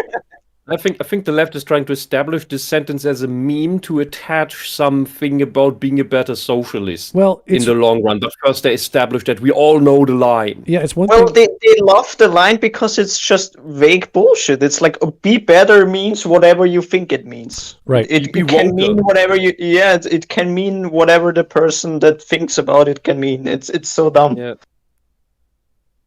Okay. In the Yeah, but- 2018 game, they had a moment where the Reavers attack them, and he kills one of them. Atreus kills one of them by accident, and then he cries about it. And then at that point, Kratos is like, "No, you need to close yourself off from their pain. You need to stop feeling." Yeah, that close your That was heart thing. Which gets subverted in the next game, yeah. yeah, Yeah. exactly. At the end of this one, yeah. Yeah, but he just- already by him killing Magni, it's already broken because Kratos stands there and says, "Don't kill him." Like an order from your father, from your strict And he does it brutal anyways. father. Magni or Modi? I think it's Modi he stabbed. It's Modi Yeah, he Modi. stabs, Yeah, it's Modi. Modi's red-haired. Yeah. And he then still does it anyway. with the And all dagger that his Kratos father does just gave him. And all Kratos does is pull Kid back after the dead is kicked over into the chasm, like get rid of the evidence, I guess, and just tells him, "I told you not to kill him," or something like that, and that's it. That's how he scolded. Like your child just killed someone against your explicit order, and all Kratos does is talk. I Yeah, don't like he Kratos. literally That's not the just- point where you talk he anymore.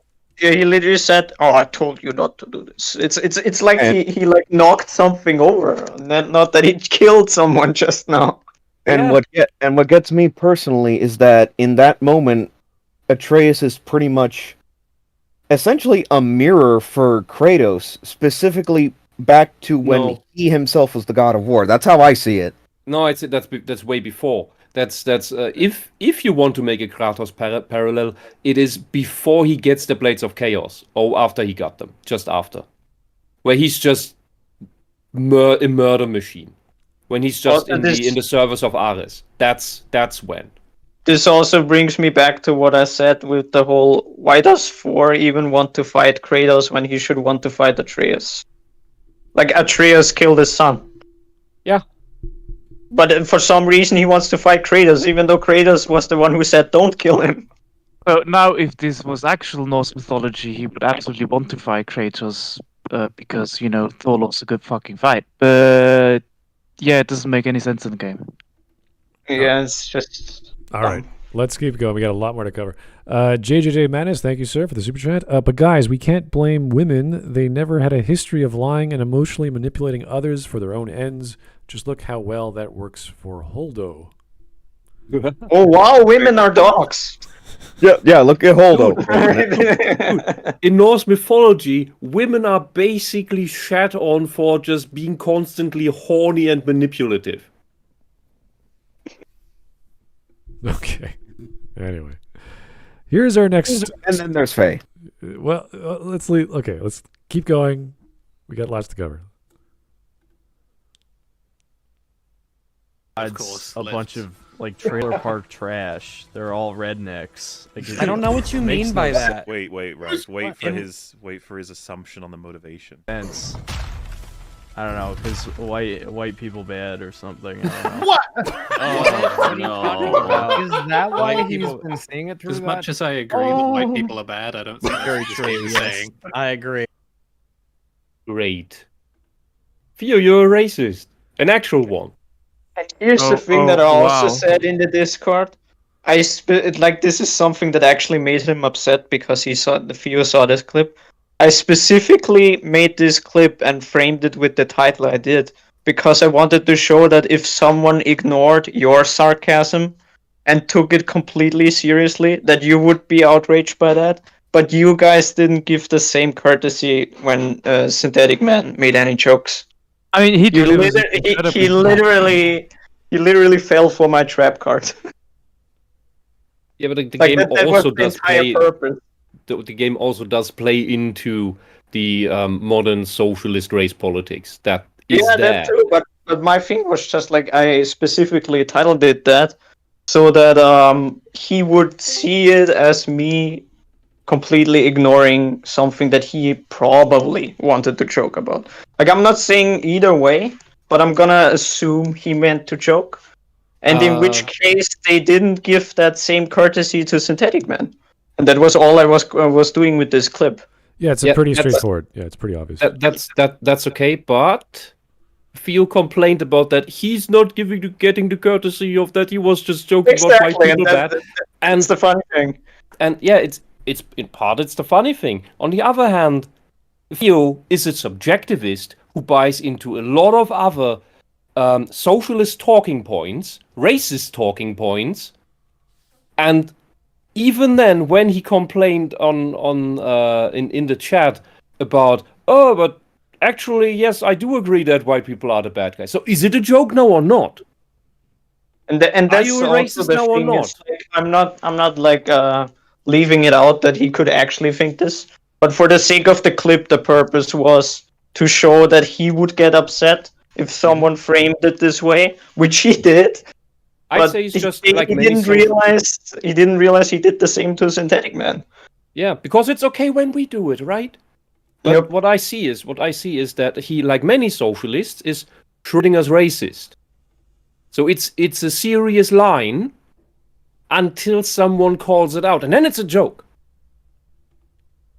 Because nobody wants to take account for it. That's the donkey because defense. then I would be a bad guy, right? Oh, I don't want to be a bad guy. Yeah. You know I was joking, right? Anytime people talk about Donkey, it's like, well, he's just having a normal review of a game. He jokes around. It's like, no, he literally said he loves this thing. Why would he kid around about that, or Halo, or whatever? I mean, and this is done also the thing where they try to turn this around on us and say, oh, but you're doing the same thing with Synthetic Man. You're saying he only makes jokes.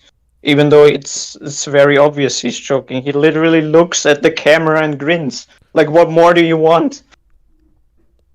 Well, you can hear the, we can rewind it and actually hear the tone. It's pretty obvious, but we don't have Personally, I don't believe that Theo is joking here, because I know I have dealt too much with people like that.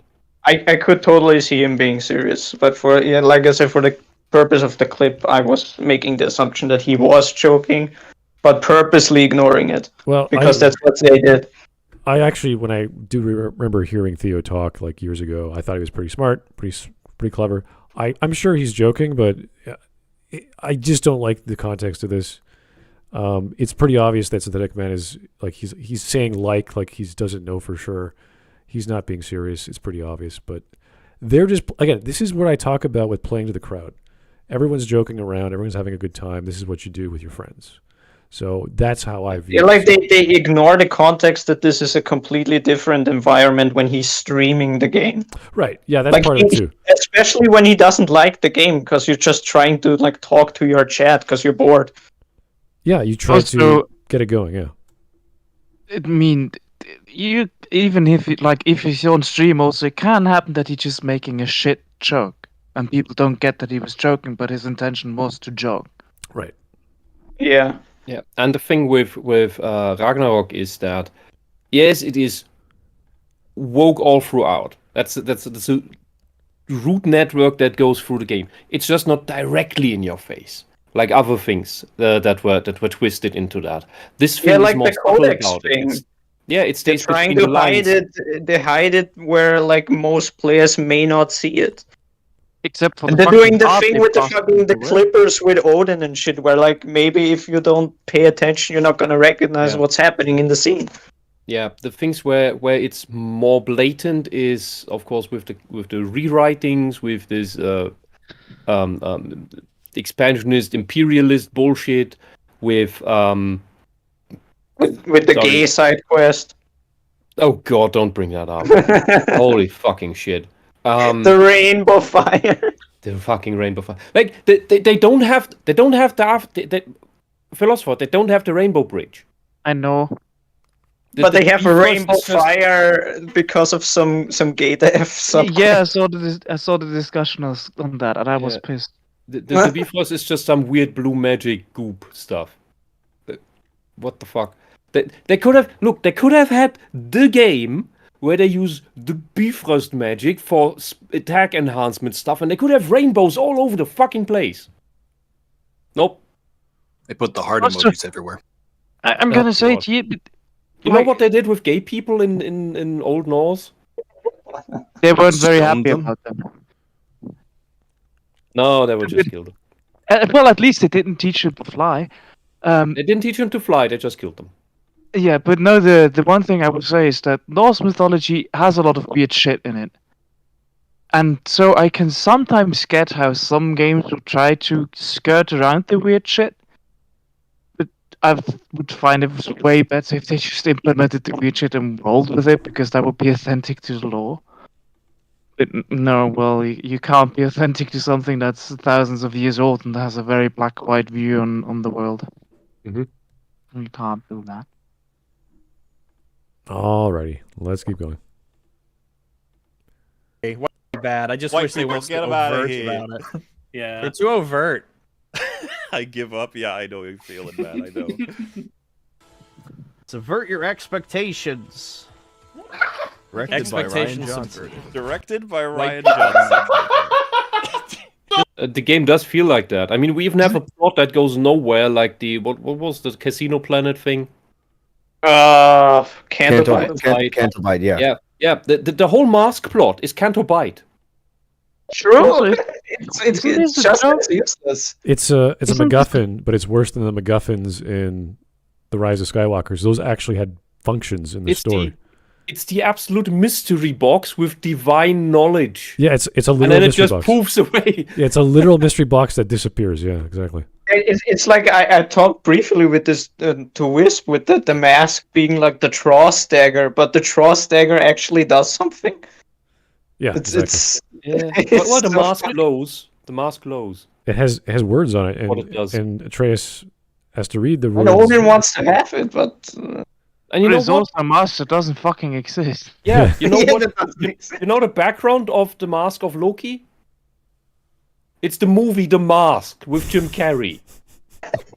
The thing doesn't exist only in that like these people broke the entire Norse cosmology, mythology, and so that they could do something.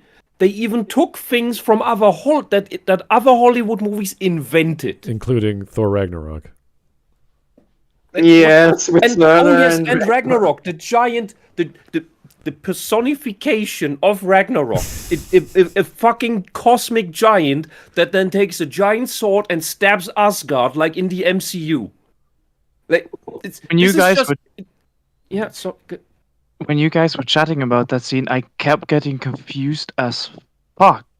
Yeah, You because would- it's so You dumb. kept talking about Ragnarok like it's a person. I'm like, Yeah, like it's a Ragnarok isn't a person. fucking it's a person. person. It is a It was person. so confusing because I hadn't seen the scene. Yeah, like every time Smut said it, I also had to stop myself because I just had to like hear this sentence in my head where it's like you address Ragnarok as a person. I'm like, what? This is so dumb. They probably literally- stole that from World of Warcraft then. No, it's MCU where they summon Surtur, who then stabs Asgard with a sword, and this is the same thing basically. Surtur turns into a giant thing, and then stabs Asgard with a sword. Oh, but it's worse. Yeah, because in the game he's just stabbing exactly where they're standing for no reason. He does it twice. Like, what is happening? Oh, right. This the Surtur plot to get Ragnarok. Oh, don't even bring is- that up. That is so dumb. I have to, because that's the second Cantobite plot. Because they go on this big side quest to get Surtur so they can get Ragnarok, the cosmic giant, to stab Asgard, in order for their siege of Asgard, so that he can break the wall, so that they can get in. And then they convince him to sacrifice himself, to No, they he don't. has to end his life in order to create this thing. They don't convince him. He says, "Wait, let me touch your knives." Okay, I'm going to be he your just monster. changes his mind. Yeah, I'm going to be Yeah, your but- monster because Odin has to die or something. You're like, what? Why does he have to die? He doesn't tell you why. Yeah, but it's just the thing is, Surtur does not exist anymore. It's now just the cosmic giant Ragnarok. He ended his life. He sacrificed his existence for this. Then we fast forward to Asgard, to the siege, where we start the battle now, and the cosmic giant finally approaches, you can see him in the background, and then everybody decides, oh, well, we don't want him anymore because there could be innocent casualties. So somebody go tell the cosmic giant that we don't want him to fight Well, anymore. Okay, yeah. The But reason that is so bloody insane. Yeah, the reason he gave is, well, I have nothing better to do, so he's going to help you guys, even though he just said no. That scene happens like the way where you have like a scene where, okay, here's Ragnarok and he's getting blasted by some sort of cannon of the dwarves' origin, and then they attack the siege cannon, and there's people from Midgard, I think, there, or Asgard, and they're just like civilians. And then that changes the whole topic. Like, this is what happens throughout the entire game, every other major scenario. You're 95% about to kill something or talk about something or resolve something, and then someone comes out of nowhere and changes the topic, and they just drop exactly what they were doing and then just follow that guy into whatever the emergency is. It happens every other scenario. And I don't know, like I was like pausing the video, like as a playthroughs, and I was just jumping to scenes. It happens all the time, even in 2018. That's how this story, they have an idea, they run with it, and they stop. And they pick something up, and they run with that, and they stop. It's crazy. That's not how you tell a story. That's just... Yeah, Smud. It's the entire thing. I think The to add entire on to what thing. you were saying, though, the fact that Freyr just easily says, "Oh, I'm just going to go convince the elves to set aside their differences and follow me." I think that's exactly what you're saying, right? Quick question: who's Freyr in the fucking game? Freya's brother. Freya's brother. That is actually accurate, but he's also big on dope. Oh, okay, yeah.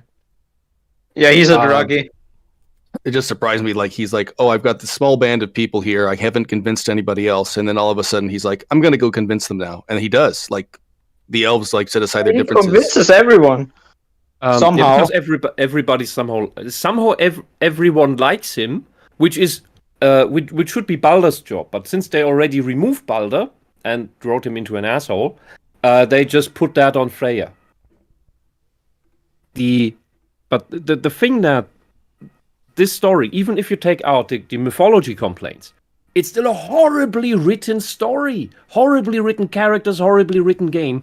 And the EFAP that I knew from the first 100 episodes would have torn this thing to shreds. Yet somehow we sit here and these people blindly defend this game as if it was the Holy Grail.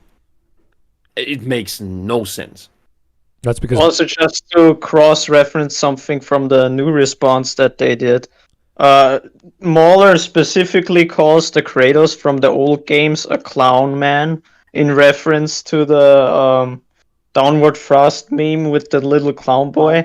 Only difference being that in that meme, the clown boy was supposed to be Poseidon, but Mauler has a mask off self-report moment because he addresses the clown boy as Kratos, meaning he thinks the original Kratos was a shit character.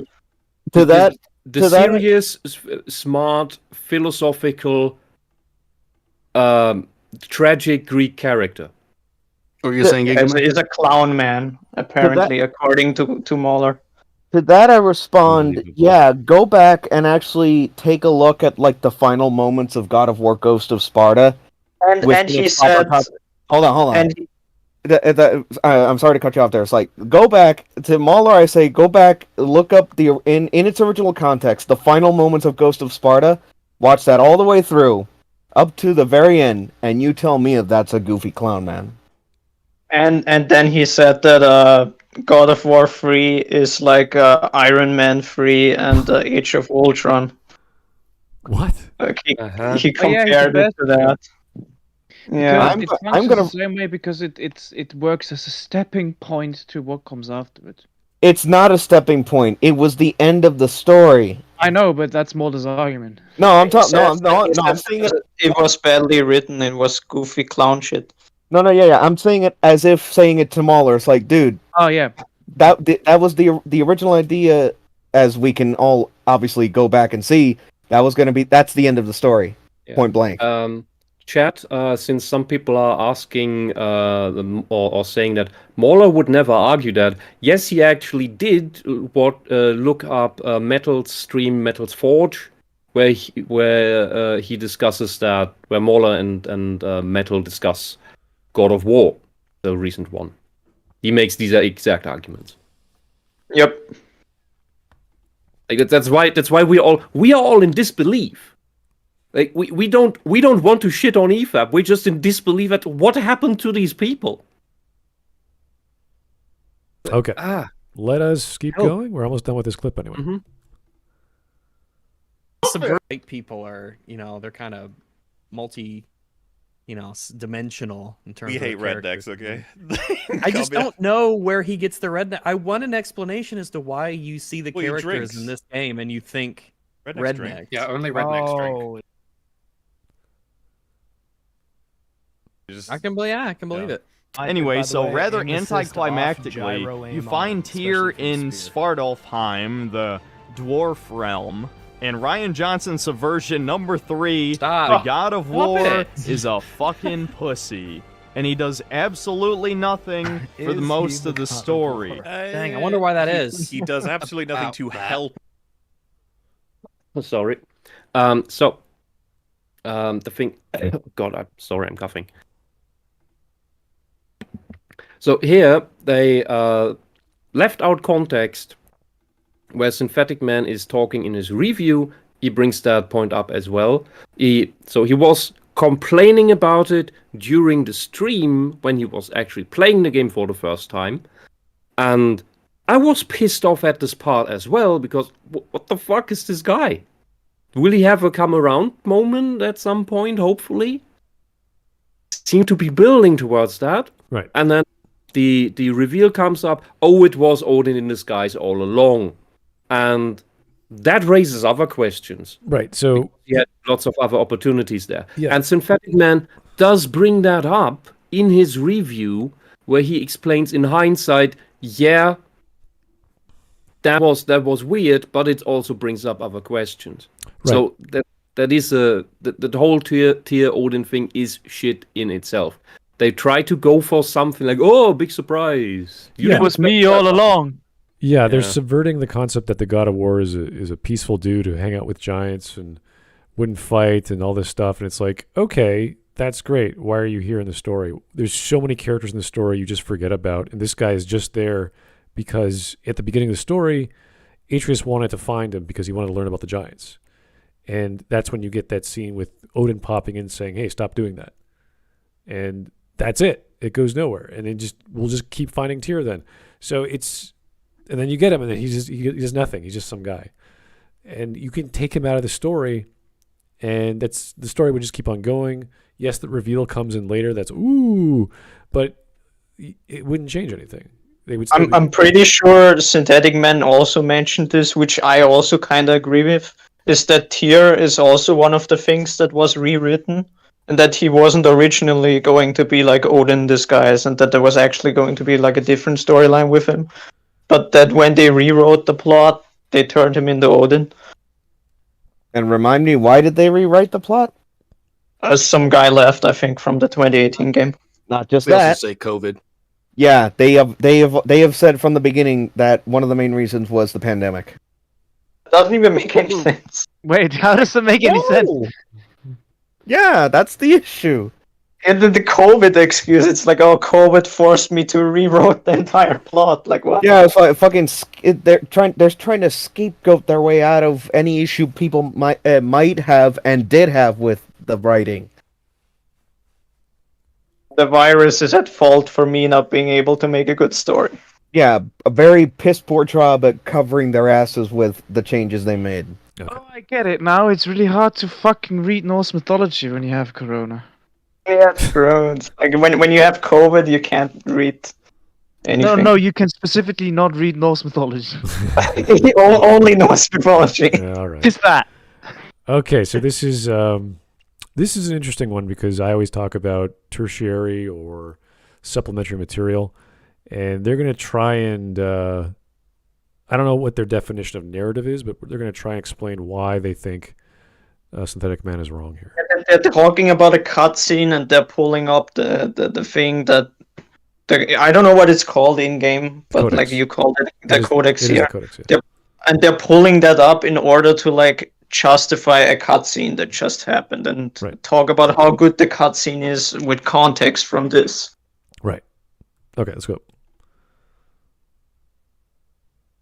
And went out there and just was well regarded as like a peaceful person.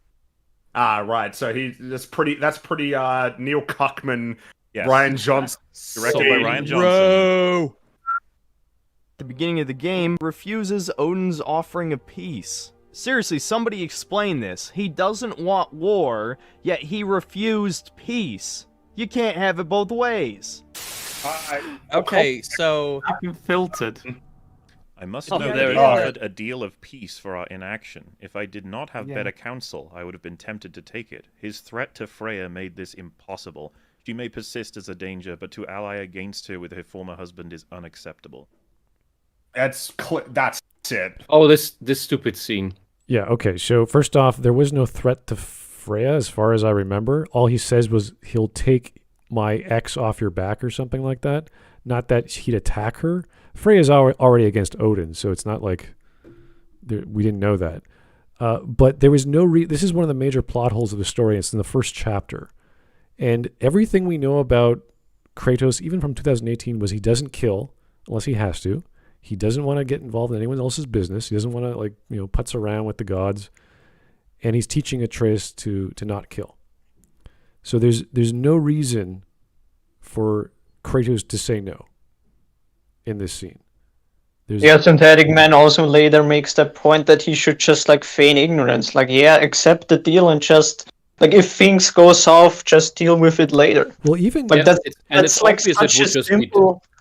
It's a simple narrative device, no? Like And this it's obvious happens it a would just lot. be temporary. Yeah, even if they do accept the plot, Atreus might still actually, now that they do accept, now that they're peaceful together, Atreus is going to go to Asgard and say, "Hey, Odin, how's it going? Hey, buddy, we're all peaceful. Hey, Heimdall, fuck off. You're a crazy lunatic. Get the hell out of here. He's my special friend," even though he was already a special friend as soon as he got there because he was his guest. Like, there would be no reason for them to fight. Freya would still be angry at Odin. Maybe Atreus would not go see Tyr. Who cares? He's completely pointless to the plot. And the rest of the events would keep going. There would be this. If it was just an hour of truth, that would all Kratos needed to pack his 7 things and leave this bloody place because he doesn't want to get in another war with gods. Right. Yeah, but also Wouldn't it be... simply logically speaking, wouldn't be even if you from the very beginning had planned to fight a war with Odin, wouldn't it still be beneficial to you to accept the deal, even if you know that you're gonna backstab him?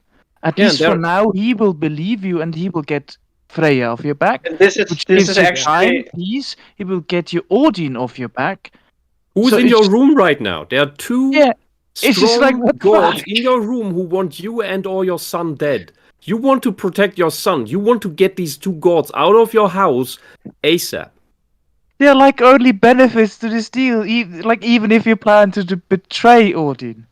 And what I was going to say is, even like just in a narrative sense, it would be way more interesting and engaging if you like accept the deal and Odin believes it and he's like on board with it, and like you see they could play into this manipulator narrative that they want to have by showing you that Odin thinks you're with him. So you see this other side of him, that he's now your ally and he's like nice to you. Yeah. And then when Freya shows up, you can show the other side of him, and then you actually show him being a manipulator. You could, it would give you an insight into Kratos as a character who was so manipulated by gods. He was like, "Fuck it, I can do it too," or learns how to deal with gods, stuff like that. Yeah. Yeah, Kratos is not dumb. That's he isn't. what the game seems to try to portray him as. And passive. Like the game makes him passive. He reacts to nothing. Gingaman and He's I just were dragged actually along looking by at- everything. At the narrative as far as 2018 was concerned for all of this, and how Kratos just doesn't ask the appropriate questions. He doesn't ask any questions at all. Like, if he doesn't want us searching for Tyr, that's likely what we should be doing. It's like, why? Just because it's the opposite? Like, come on. Like, why not ask Odin, why don't you want us to search for Tyr? Can you give us a reason?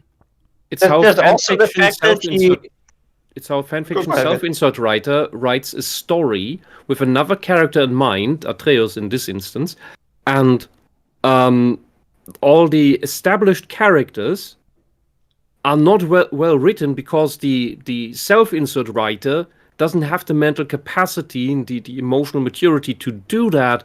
So all these previously established characters are just dragged along and react how they need. They don't have actual agency. Right. Okay. So what we always there's see an actual in these things. video by, I don't remember how to pronounce his name, Invisational. He has God of War story is trash, and in brackets kinda, and he goes over this first point because this was a pretty big plot point, and then he goes into the mask and a bunch of others. But the main point here is that they're trying to use the codex to explain a plot point, or a plot hole rather, and a big one at that. This is what after the fact. It's after the fact. It's out of context. You don't do this with glossaries. Why would you do it with codexes? You never do this with supplementary material, whether it's in a codex or in a comic book or in another game. This is not how the narrative works. A narrative is a linear progression of logic. This should have been in the conversation. It should have been played out. It should have. Yeah, this is what I was going to say. Is like the way the scene plays out. They're like trying to make Kratos, oh, he's so badass, he just says no. Even though he should have like actually been negotiating and talking to Odin about this. He just immediately says no for no reason, even though he wants peace. He just says no. He doesn't even argue any terms. What does this deal entail? Yeah, or he could have even done like the cliche thing where it's like, but how would this benefit you? Yeah, what do you get out of this? The only thing that Odin wants is for Atreus to stop searching for Tyr. That's it. Everything else, we're not going to attack you, Freya's going to be off your back. I'm going to help you keep Mimir because he was once my prisoner, but that's fine. I'll forgive that. And that's it. And then Kratos could have been like, but why do you want this? Why do you not want us to see it here? Yeah, and he could have asked questions. And the whole Freya thing, he's throwing in as a bonus. Like, he's basically showering Kratos in everything he could wish for and more. And Kratos could even take the deal and say, yeah, but leave the Freya thing out. Well, even that, like don't bother with her. For the past 3 years, they've been attacked by, or 4 years, they've been attacked by Freya. So Kratos knows how to run away, and obviously Odin has some control over that. But even then, he could say, "Hey, you know what? Thank you. Can I really talk to Freya? That I'd really appreciate that, so we could figure out what's going on." Because he doesn't want to fight her. He never wants to hurt her, but he realizes the only way they can get through to her is like through some other means, and it's either going to be through Odin or something that happens in the future, which would probably end up happening anyway if they take the deal. So it wouldn't make much of a difference. Except you get everything what you want, and no one's going to kill each other. Yeah. You know, when Mahler put up on his channel the whole cutscene playthrough, I guess, of this game, did he include codex entries? Probably not. No clue. No idea. I don't actually know. You also for this game, the cutscenes alone don't do it. You need all this travel dialogue as well. Also, fun fact: really stupid jabs at each other. He released that video a day after Smud's video when they talked about the clip with Rex on the Discord, which is very sus. That's very sus that he uploaded that a day after. All right. Well, that's what I was wondering. Yeah, it's like if they're going to use the codex entries, like is that part of the story or is it not? Yeah. So, yes, it is part of the story. Everything that's seen, like GUI, is part of the story. The HUD's part of the story. The back of the box is part of the story. Yeah, that's true. The narrative. The boss's hit point bar is below. Everything, the game mechanics, everything's part of the story, the product. Yeah, but the narrative, where you have things happen in a logical fashion, unless the narrative says, "Oh, player, nudge, nudge. In case you didn't know what's going on, go to see the codex and press this button." And then you'd go there and they explain this plot hole. It's like, oh, okay. Like, it would have to go out of its way to say, well, if you want to learn about why we did this, go see page 45 of the manual or something like that. Mm-hmm. That would work. It's a dumb way of doing it. It's a fourth wall break, but that's what the problem is with the gameplay and story segregation of having a codex. If you don't have it part of the narrative like you have a tutorial part of the narrative, it doesn't work that way. This is not like, I don't understand how Game of Thrones works. Let me go to the glossary because it told me to. No, it's just going to give you a glossary with hundreds of people you forgot because the stories are so big in the Song of Ice and Fire series. I mean, if you do it, there are ways where it works in a detached manner, which is Serious Sam, which actually has a super deep story. If you read the UI, if you don't, you just have a fun shooter, which is fine. And I really don't think people press that codex button as soon as maybe something after they kill a boss, they're like, "Ooh, what was that about?" And they press the button, they get a little picture and a little. If they know it is in the UI, because I stumbled upon that by accident, just as in Pharaoh. There is actually an entire glossary about all ancient Egyptian buildings and backstory and all of that. It's all in the game if you know what buttons to click. Right. But this glossary, you don't use a glossary to explain plot or motive or why problems in the story occur. That's ridiculous. That's the thing. There's this one other thing I want to bring up about this glossary. That is these horrible sketch drawings with their lazy Okami imitation, where they just add random swirls everywhere. Oh, really? Okay. There's actually another thing I just thought of. If they're gonna use this entry here to explain the cutscene with the deal, shouldn't this, like, when you use the codex to justify the cutscene, shouldn't this mean you need the codex for every cutscene? Like, are you supposed to just play the game and read every entry after every cutscene in order to understand what's happening? Well, there's always a UI pop up that there's a new codex entry, so you can interrupt the game to read the UI now for more background shit. So the game can explain to me why the cutscene I just watched was so huge brain and very in character and very consistent. By the way, I have a question. Is it established in the beginning of Ragnarok that the hut they go to is a different hut from the first game? I think so, because in the last game they have to escape Baldur when he attacks the first time. I don't know if it's the same hut though, because I think it's like destroyed. It is the same. I mean, if it's the same hut, it's kind of It's the fucking same, but I retarded. think it's supposed to be a different one. No, it's the same one. You Really? go It's the same one? Yeah, the Why would Wildwoods they go Temple back to the is same hut? spot. Because they're hiding. You know, they're hiding. Yeah, what the fuck? In the house. Because when you're in the house. Don't tell Kratos that.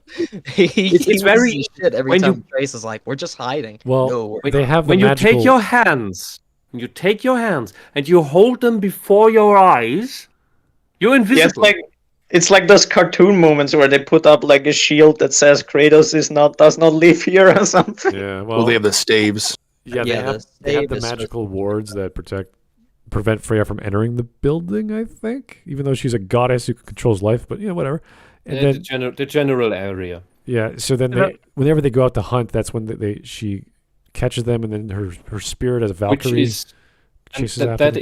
that is roughly based on Norse mythology magic shit, but that's usually used to ward against spirits, not gods.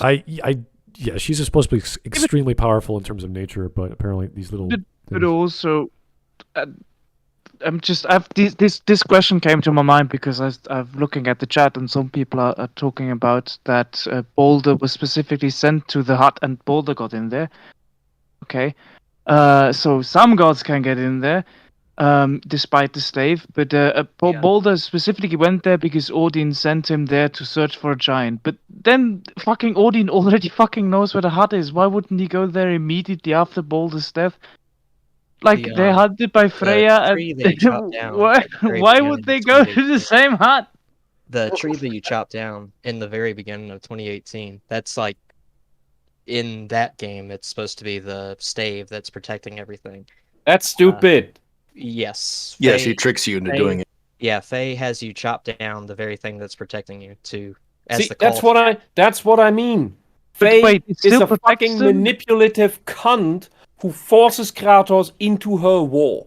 While Atreus is sick, for some reason his godhood and his giant, not mortality, is conflicted in the first one, and he's sick all the time until he finds out that he's a god or godling. So now we're getting very confused because yeah, it's right that they destroyed the tree that kept up the protection, but people are now saying they stayed. Well, some people in chat said they stayed in the same hut because it protects them against Freya, and I'm like, wait, how does it protect them against Freya? When it didn't protect them. Tree.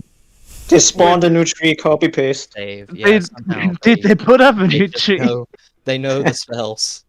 Also, Odin is kind of fucking powerful. So is Thor. Can't they just make through this shit?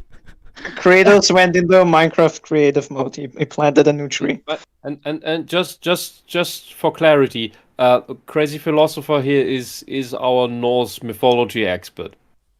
Yep. So when he's confused by these protective spells not working or not working, that should tell you something. Okay, all right. Also, there are no protective spells against God. You can't do shit against them. It doesn't make any sense. They have dominion over the world, over existence itself. Yeah, these let's call them staves in that regard. Sure. They are there to suppress the spirits of the land. Gods are not spirits. It's All right. not the same thing. Okay, so at the end of the day is what we're trying to say is the codex entry cannot be used to explain the story or the plot. Sorry, cannot be used to explain the plot and why Kratos did what he did when this is a huge hole in the story. As we all know, the first rule of storytelling is to tell, not show, right? Well, even then, it would have been nice if we knew why Kratos did what he did. Whether he showed us or told us, I would have been fine. But you can't just have a little glossary saying, well, I didn't do it because of... It's like, when did that happen in the book or in the story?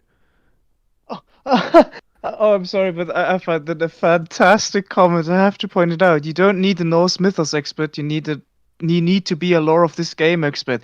The lore of this game is supposed to be North missiles. Yeah, if you just rewrite everything, then at least make it consistent.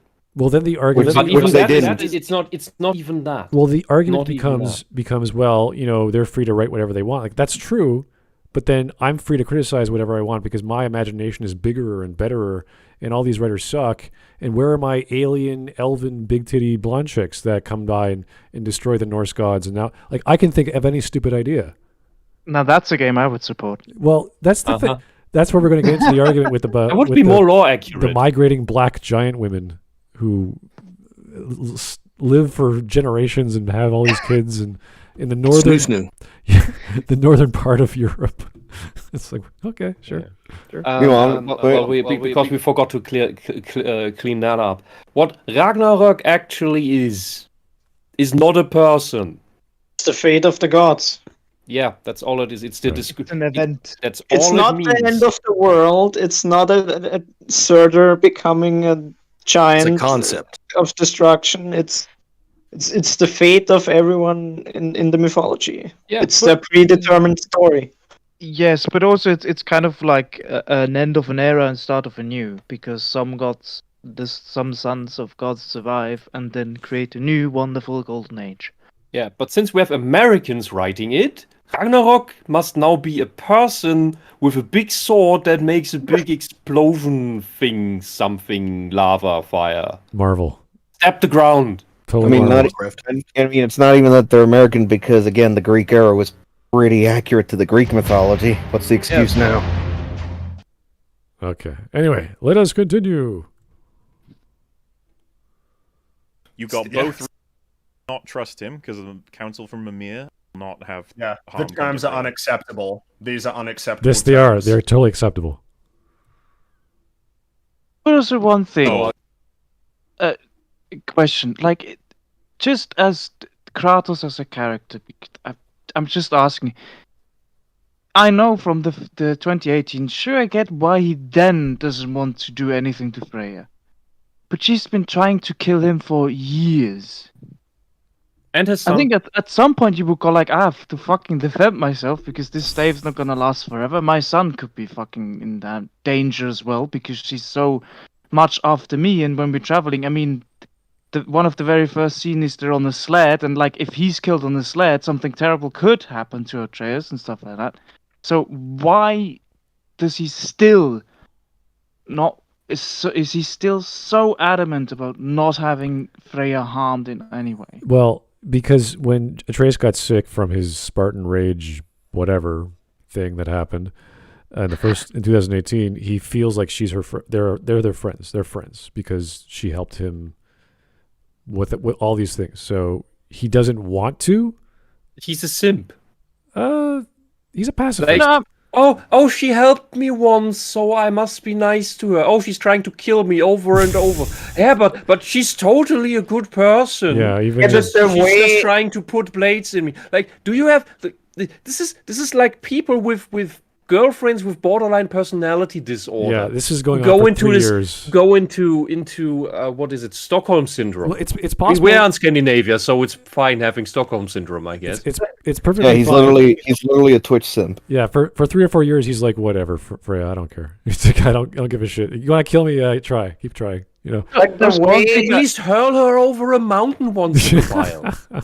Like the way the game portrays it is like it's just like that daily routine. It's like, oh, I get up in the morning, I take a walk, and Freya attacks me again. It's like 3 years of Wile E. Coyote and Roadrunner and Tom and Jerry. Only this time she's dressed up as a Valkyrie. Oh my God, it's Freya! Who thought that was going to happen? Like, oh my God. Also, I love the counter argument of she isn't trying to attack Atreus. I'm like, yeah, but she's trying to kill his fucking dad. Yeah. What are you gonna do then? That would hurt him. Turn into even more of a shithead? As I said, if you're traveling with your father and then she just kills her father, he wouldn't want to travel with her after that. Yeah. You know how dangerous that would be to him? It's kind of like with the scene with Modi, where Modi just says something really mean to Atreus, and Atreus just straight out kills him. You don't know my mother. Bam. I was like, what the fuck? Yeah, he would. Watch your tone, boy. Yeah, he would. Atreus would be like, Freya, get the hell out of here, or I'm going to freaking stab you. And Freya actually likes Atreus because she's a mother to all children or whatever. Like that, there's a whole story there that never occurred within 3 years. It's like, oh, now they're going to talk? Now they're going to suddenly have a conversation?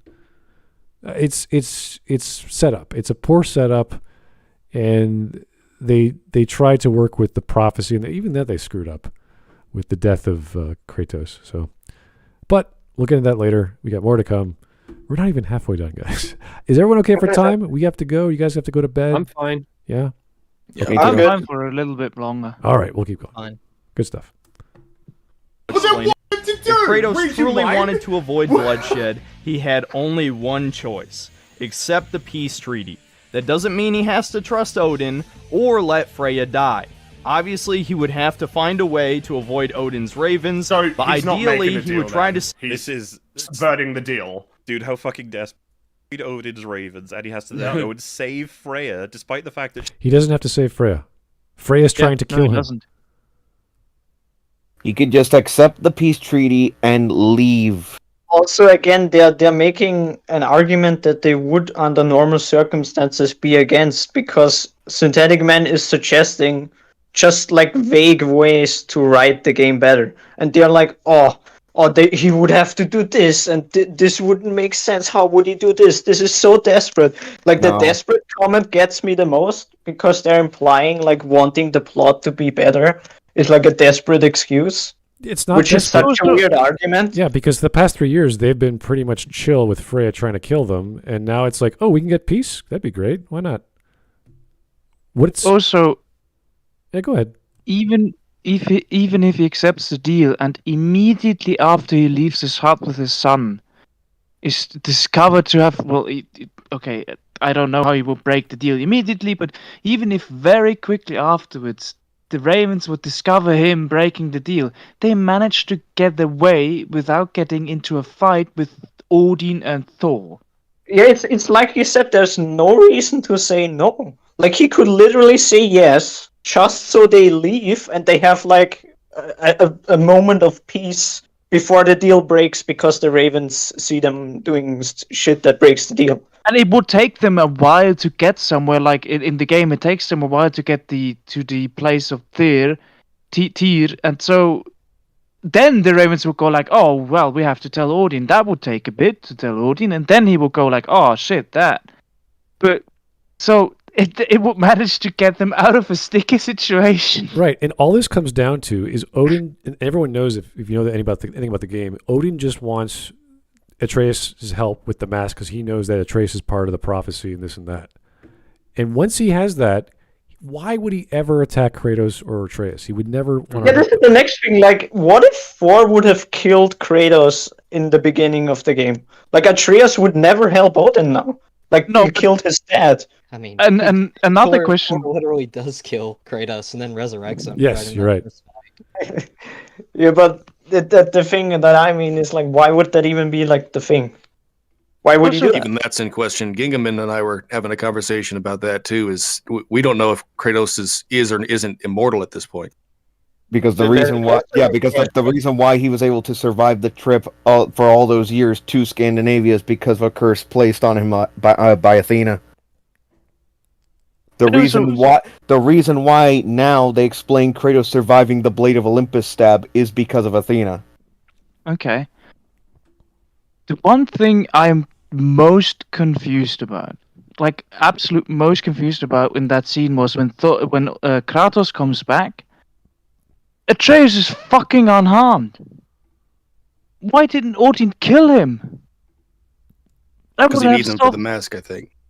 I was just like, yeah, but this whole beef is with Atreus anyway. Yeah, this is what I mentioned. It's like, and you would already show that Thor is strong enough to kill Kratos. What? Yes, like Thor should have beef with Atreus, but he has none, which is so weird. But like if you don't even show him like being even just slightly agitated upon like seeing Atreus or something. He has no reaction to him at all. He killed his son. they could have gone this way because Thor is stronger than Odin. Is because they could have gone there like, okay, you take care of Kratos, I take care of his kid. They could have killed both of them.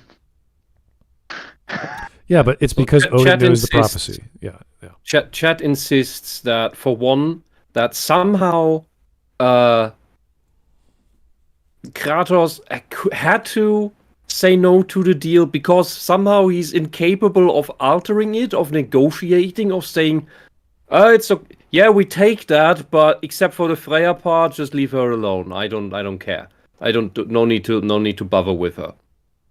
Also, he could have easily said that. The other part is Chat insists that Odin wanted the boy alive for the whole mask bullshit. And the prophecy. That's the thing that we have been saying. Go ahead, Chris. I think the prophecy is bullshit. So that's why I'm criticizing what they're doing now, because I think the prophecy and the mask thing is bullshit too. Well, that's Chad, the main thing we have been saying is that it doesn't even matter if the deal is broken. All Kratos needs to do is say yes at the moment, so that these two incredibly strong deities leave his house. Yeah, that's all he has to do.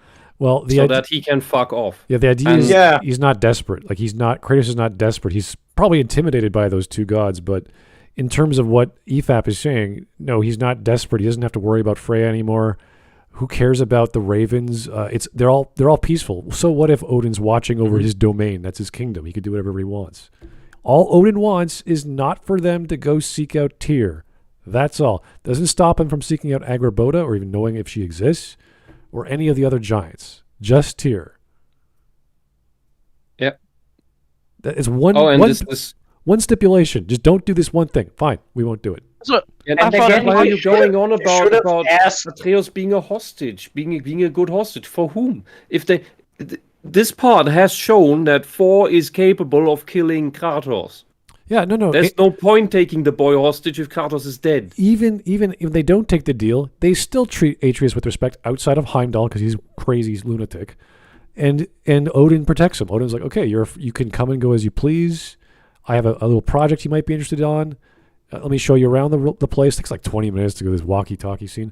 But it's like, okay, then I guess the deal is irrelevant because you're treating us with respect and no one cares. And the only reason things start getting crazy is Kratos gets lonely because he doesn't know where his son is, even though he knows where his son is. And he has to go seek out the Fates, or whatever they call it, Norns? The Norns, yeah. The Norns. Like that's the whole conflict. He's lonely. Where's my son? I don't know where my son is. Like, you know where he told you where he's going. And also, Smart, now that you brought it up, I have to point this out as well. Another subversion where the Norns say that fate doesn't exist. Oh, God. Yeah, the whole concept of the prophecy. Fucking Norns say that the fate isn't real. It's Even like, though, at the end of the first game, everything they did was already written in stone, literally on the walls. And then we learn in this game... They are predicting everything that they're saying, word for word, before they're saying it. But... Yeah, that's just inference somehow. Yeah, they're all inducing the future because they're so good at psychology, and I think Skuld can read people's minds because she knows what they're going to say. Like, this is getting really stupid. So they have an art degree. Yeah, there's no such thing as predetermination. Prophecy is just what I think it is, and don't worry about it. Just and the thing that with that stupid scene is the Kratos is talking to the old crone, I think. It's Urd, and he's like. She's like, well, why are you here? You already know where your son is. And it's like, yeah, why are we here? And then she says something about Heimdall wanting to kill Atreus. Not going to kill, but wanting to kill, which Atreus already knew. Odin already knew. He wasn't in any danger. But nope. Kratos has stick his fingers in it because he's lonely, even though he knows his son was... As usual, Kratos being strung along for the whole thing. Right. Without any input from him. He's passive again. Once again. Yeah. Oh, and he's not driving the plot. No, he's not. He's a Mad Max character. He's literally Mad Max in the second Mad Max film where he's... It's so true. He's Mad Max. Yeah. He's like... You mean in Fury Road? Yeah. There's Freya, she has a whole arc. You have Thor and his family. You have Odin, of course. You have Freya's brother and all his people. You have the two blacksmiths, And then there's that weird squirrel. And there's that Greek guy in the background who says hi. He's literally Mad Max while all this stuff happens around him. Then he decides to go find his son, and that's when things go bad. When he knows where his son is. Yeah, he's just there. As like opposed to... it's like it's like Kratos is the cart on a Disney ride. Yeah, it's like in the Norse era he's just there, whereas in the Greek era, it's like he is deliberately, on purpose, the centerpiece of that entire era. He is the crown jewel of that entire story. Mm-hmm. Anyway, but here he's just dust and he's just ash in the wind. Yeah. Okay. So anyway, he's the father of Loki. That's his most important status. Big deal. Okay. Well, the point is that EFAP said that he was desperate. He's not desperate. He's fine. Anyway. Yeah. Yeah. What is this I plan? just hope that he doesn't encounter Odin or Thor like at any stage. If he encounters Odin and Thor, they have a peace treaty. They're fine. Immediately betrayed the deal. Yeah, what is this? Say immediately after accepting the treaty, and she still wouldn't forgive him, but it would be a step in the right direction. Why? Now, she might just kill him. Yep. No, she won't, because Odin can control him. Already trying to kill him. Yeah, it's been 3 years. Nothing's happened, and Odin can control her shape. Changed? Her shape is that of a bird, right? So she can't go to certain realms without being a bird, because that's whatever the spell he put on her. So. Also, again, it would have been part of the deal that they get protected from Freya. Exactly. So no, she wouldn't attack them. Like even if Odin didn't hold up his end of the deal, and Freya got wind of that, they got a deal with Odin and got pissed at him and tried to kill him, what will fucking change? Nothing. They would have gotten some time off. All it takes is repairing the stave, which they do, and it would keep them out. It would keep everybody out, basically. Somehow. Yeah, somehow. Through the magic of the game. The magic of trees. Yeah, and even regardless of them not taking the deal, Odin still offers Atreus peacefully to come over and visit Asgard because he has questions. Yeah. So he's not being irresponsible. He's not being a crazy manipulator. He's just like, hey, let's stop killing each other. Also, regarding like Synthetics Man's rewrite here, it's not even supposed to be like a serious rewrite, even though EFAP is like treating it this way. This is literally him like just off the cuff thinking of a better plot. Like this is not him saying, this is him spitballing. He's not saying this should be the definitive story. He's just suggesting things. Yeah, and there's so much broken with the story of this game that there's like I've seen, I don't know, half a dozen reviews that complained about different story parts. Other reviews focus more on gameplay, others focus on story parts. Nobody even mentions the mythology. Like or so superficially, because barely anyone actually knows anything about it. But that's just additionally broken. But even without the mythology, without looking at the mythology, the whole writing is garbage, and that's why so many people notice, oh, this is bullshit, this is bullshit, this is bullshit. This would make more sense that way, this way, or that way. And just like Critical Drinker or Shadiversity have come up with story fixes for the Disney Star Wars movies or other shit, the Star Trek things, or I don't know, several franchises. The Game of Thrones things that were broken the later ons. Like trying to this is how we could make some more sense of it. That's what people naturally do when they encounter bullshit, or at least what seems to be bullshit according to them, the way how they understood the thing so far.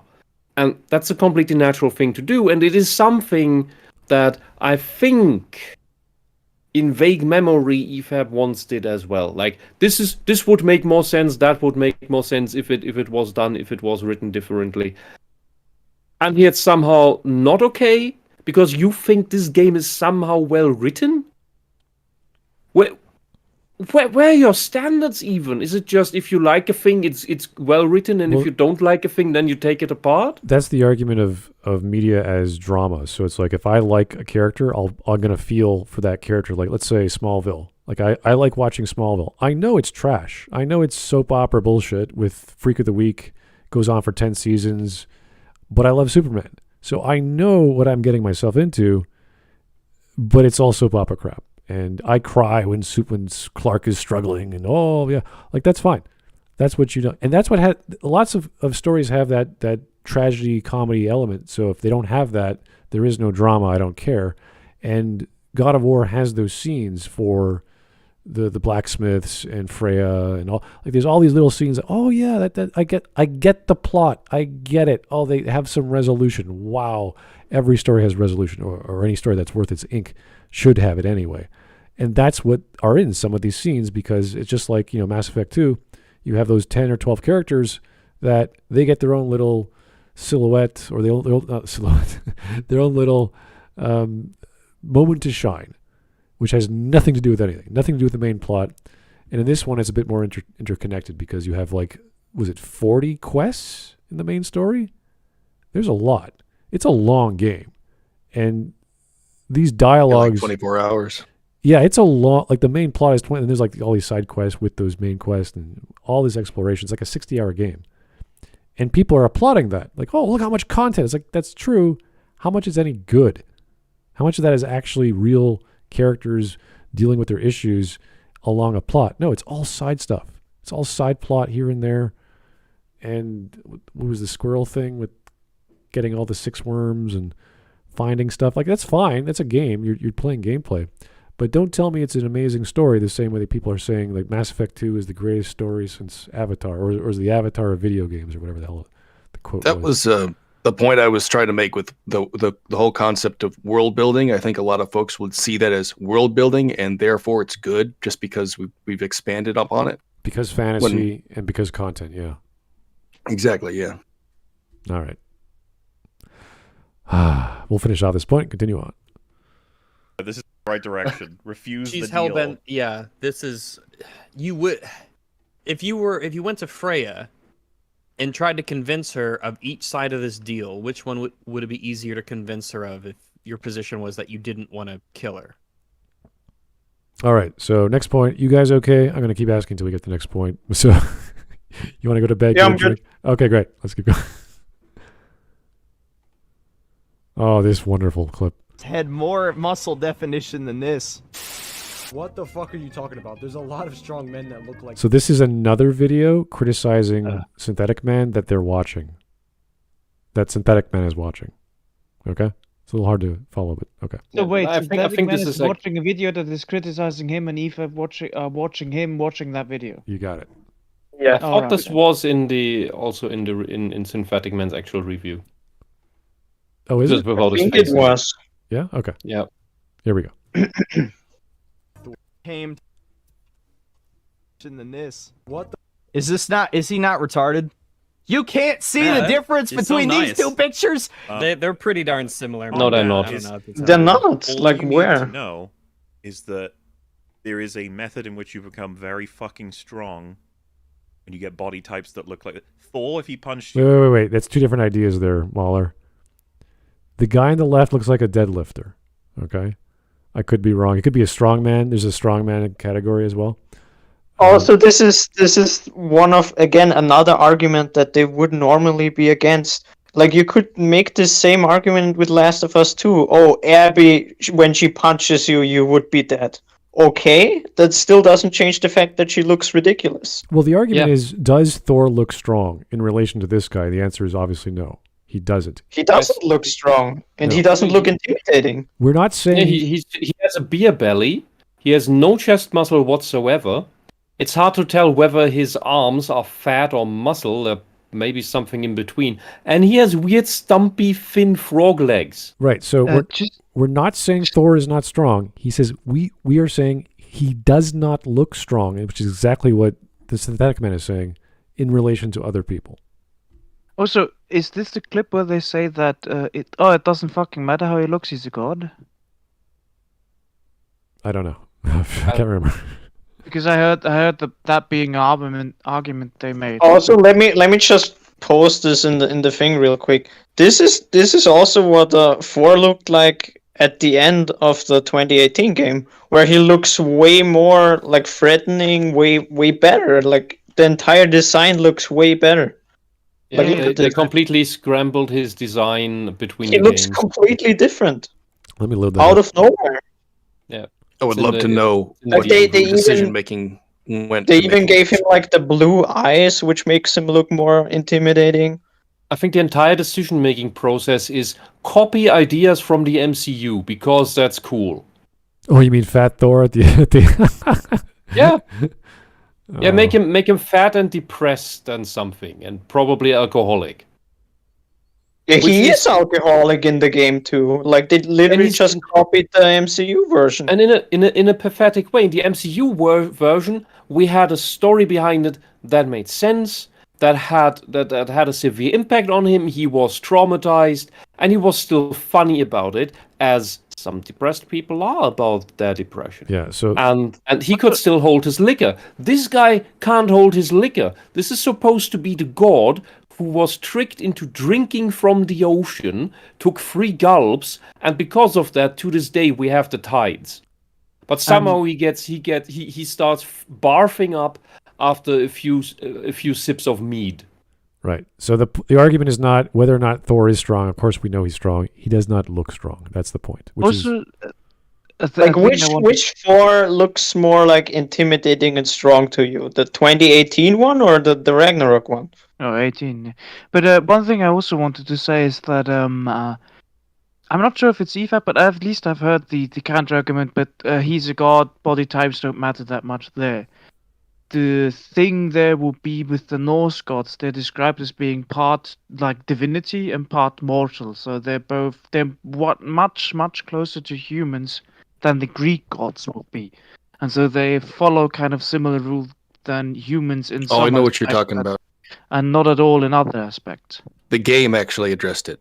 The game had a little moment where I think Atreus asks his dad, like, when will I get muscles like yours? And then he asks him about, like, how could Baldur fight you? And then I think Mimir says something, or I can't remember who does, but they're like, oh, well, because he's a god, it doesn't matter that he's, got no muscles. He's still really powerful. Yeah, but in the Norse myth, he is supposed to have muscle because he's a warrior and he fights a lot. So they work more similar to humans than other gods in other mythos. Yeah, somewhere along the way, the game's writing tried to subvert that. all right. The one person keeps asking me to go by the mythos of the game and not Norse mythos. I keep telling you, they used the Norse mythos as the mythos of the game. I have to address this comment because this is completely weird. Someone says I'm okay with Fisk in Spider-Man, so I'm okay with Fat Thor being strong. Wilson Fisk and Fat Thor are completely different. Like Kingpin is not fat. He doesn't look fat either. He's just a huge guy. Like he's not fat. How are they comparable with like Fat Thor? I don't see how that's comparable. Fat Thor. If you look at Fat Thor, there's no muscle. Also, how does he look strong? He doesn't. If you took off the armor on the arms and the clothing, maybe you could see very defined arm muscles. But his fucking chest, so his pectorals look completely fat. They would look muscular like the guy on the left. It looks like he has muscles There's on his definition. pectorals. There's Yeah. some definition there. Well, Also, yeah. look at And never forget, this is Looks like he supposed to has be fingers too. this is supposed to be the strongest god. Yes, Yeah, the it looks like a strongest who is made twice as strong through Yeah. his belt. Yeah, So with the his strongest god times Insanely 2. strong. All right. I think we've dwelled Just- on.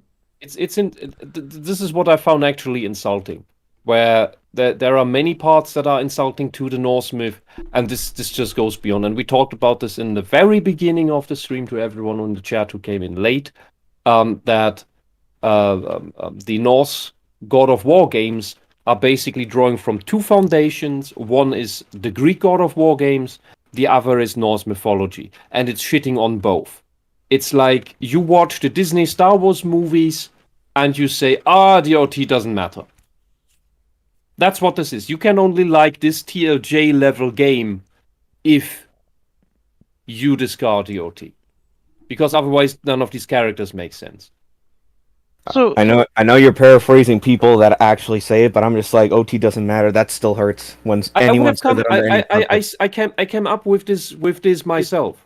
So yeah. It's just other people come. You could rather say people come up with this individually. Yeah. I'm saying it hurts because it's so obvious. It's such an obvious flaw. No, I know. I'm just saying it's like you say that, but I'm just like it hurts because that is their logic because they don't know any better. Yeah. Ugh. All right. Anyway, I sorry. like Jake Skywalker because you've never heard of Luke. Yeah, right. Also, one thing I would like to say is that, like, while you could say that, it's good on its own, even though it doesn't respect the source material, I'd still say, I think, to me, just on a personal level, I find it very insulting to disrespect your source material, at least to this degree, because it just shows that you just took something because it looks good and people know of it. That you didn't give a shit actually what it actually was, what it was about, what it meant. And I find it so weird that with Norse mythology, so many people are like, who cares? And with other stuff like Lord of the Rings, they're like, oh, but no, that would never have been Tolkien's vision. Which is based on the same thing. Yeah, why can we respect one thing and not the other? That's just what so you're strange. describing there is the whole purpose of the postmodern movement is we take things that are established and we break them down. Yeah, we deconstruct it, but we don't put anything in its place. We just leave it like it's empty afterwards. Why do you have to keep destroying things? Destroyed, that it gets discarded by people who actually like the thing, so that in the end there is no escapism left, no heroic stories left. There will only be the option of adhering to the ideology because it's the only thing left in existence. That's like that because the ideology can't prop up itself, because it can't speak for itself, because it's internally inconsistent. It only leads to failure and mass death. So the only way that it can establish itself is by tearing everything else down, so that it's the only thing left. But there's another hypocrisy here, and that is that the same people who wrote this thing are the same types of activists that otherwise, if go on about cultural appropriation this, cultural appropriation that, and it's super bad, they would never do what they did to Norse mythology here, to Native American mythology, to any African mythology. They would never even remotely do that to any of them.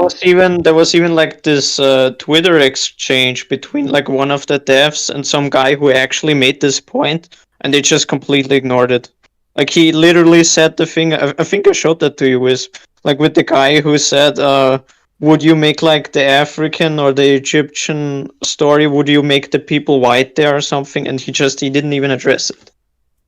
Of course not, because then his hypocrisy would come out.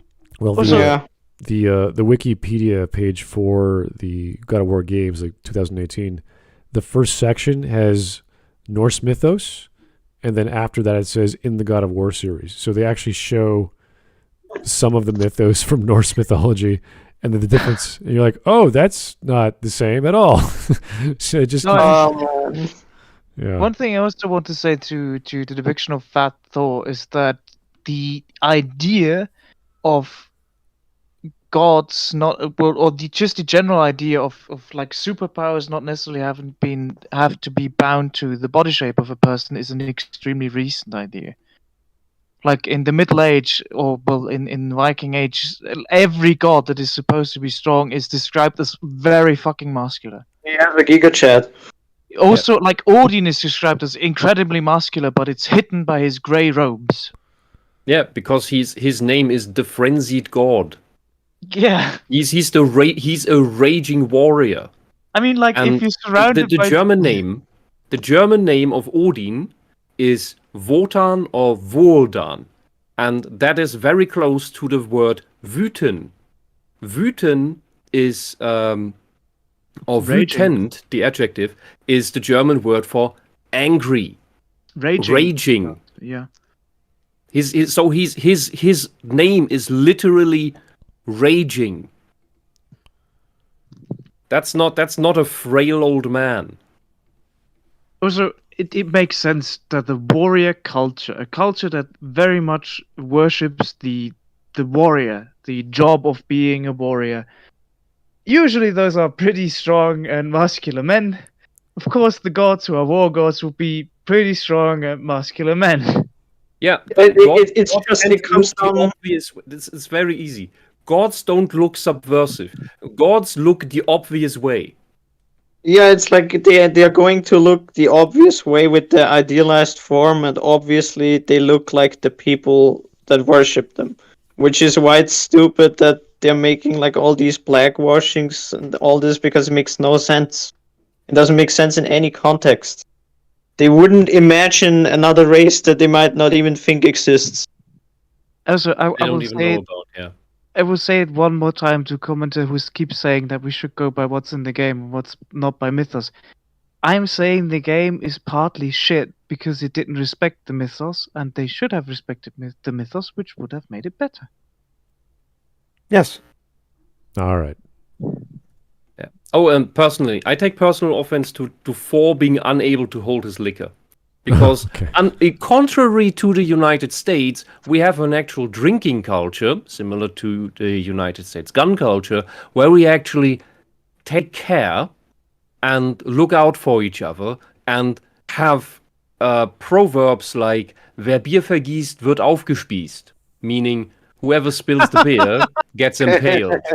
And you have to have seen, like, the Germanic people and the Norse people, we actually have magic powers where we can quantum lock the mug, the bottle, whatever contains the beer or the mead in this case, in the air, and while being drunk and what's the word, starting to lose balance, we fall around and dance around the beer, the alcohol, and even can fall to the ground, hitting our heads, but the bottle, the mug, will still be quantum locked in the air, not spilling a drop. And then it will be gently lower.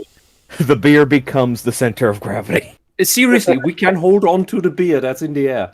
And this is something you have to have seen it, and Germans are not aware that this is something that only we do. Because when we get around in the world and people they just spill the alcohol everywhere. It's insane. Like, this is a holy beverage. We don't. It's not something where it's just about getting binge drunk on becoming alcoholics all the time. That's an American problem. Because you don't have a culture about that, a proper one. You had maybe that's the problem when you get prohibition and all that shit, where people then start making their own booze and get blind from it and die, like they do in Pakistan. But here, like, the Bavarians are. This is something where I do give credit to the Bavarians, because they don't even consider a liter of beer for lunch alcohol. That's just part of the daily food. That doesn't count for drunk driving or anything, because everybody drinks that. And here we have the Norse god of drinking, and he throws up. That's just wrong. Okay, let's keep going. Waller has more to say about Thor here. Yeah. So to say, like, he doesn't look anything like, he doesn't look strong at all, it's just like, because he will in a second. It's like, No, he doesn't in this photo. This is the whole thing he's talking about. We're not talking about the game, the photo we saw. Okay, anyway. I mean, even in the game, like, yes, they show him to be strong. That doesn't mean that he looks strong. Right. Yeah, it's like the point I made with the Last of Us. It's like, sure, you can make the argument that the character is like strong and that they could beat you or whatever. Right. It doesn't change the fact that the design is bad. Yeah, with Baldur in the first game, he is super powerful, but he just looks like a normal guy with lots of tattoos. well, and the guy said he looks like strong men, and I think that's fair. But the thing you got to take into account is we're not supposed to be comparing him to literal strongman winners, Why? basically top of the line strong. Why not? We should instead be comparing him to a strongman with several years, if not hundreds, of depression and alcoholism. What? Why? What does that have to do with anything? Mahler, what the hell are you talking Because about? that's his arc in the game, so we Yep, have to take that seriously. So No, we His don't. bad alcoholic father. No, we don't, because that wasn't even our original complaint when we covered this the first time. why would we Yep. compare Fat Thor to another drunk godlike character in some other like? What is he talking about? Why would we do this? So wait, the did part he that literally pisses- just? Yeah, go on. Sorry, did he literally just make the argument that we should not compare him to a strongman, but depressed alcoholic? Yeah, Yes. to depressed alcoholic. So Yes. like Thor in the MCU? Yes, and the issue I take here is because everybody praises this game for being so creative and taking this amazing new spin on Norse mythology, and it's just stolen ideas. There's nothing new here. This Odin character isn't new either. They didn't invent him that way. That's just Peter Schiff from West Wing playing himself. His character. We'll get to people blindly praising this game for stupid reasons later. I think Drunken Yeah. Papa will say something as well. Oh, I was just gonna say about oh gosh, what was it? About Thor's physique being really inconsistent, I suppose. Or his depression, more like, because if I'm not mistaken, it's speculated on one of the sled/boat dialogues that the only reason he's depressed is Magni and Modi being dead. And Mimir basically just says, you know, you may have a point, that's where it comes from, which is only 3 years, which, I don't know, 3 years. of Also, depressed alcoholism. just from like a pure game design perspective, why would they even show 4 in 2018 looking like this with that design when that is never going to be used? Like they never used this design outside of like those fucking 5 minutes To at go the back end. to what Drunken Mumble was saying, that's a good point. Is what does all this stem from? It's like just speculation, I suppose. It's just Atreus, or I guess maybe Freya. It seems like the aside dialogue when you're in transit seems to just be the same no matter if you have Freya or Atreus with you. So I guess either one will speculate on it.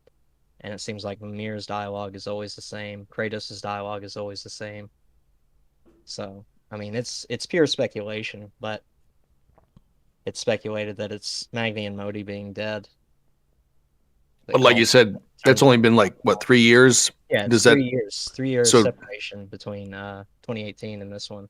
So he just resorts to drunkenness and not getting revenge or doing anything within those 3 years. Yeah. He turned into that in 3 years.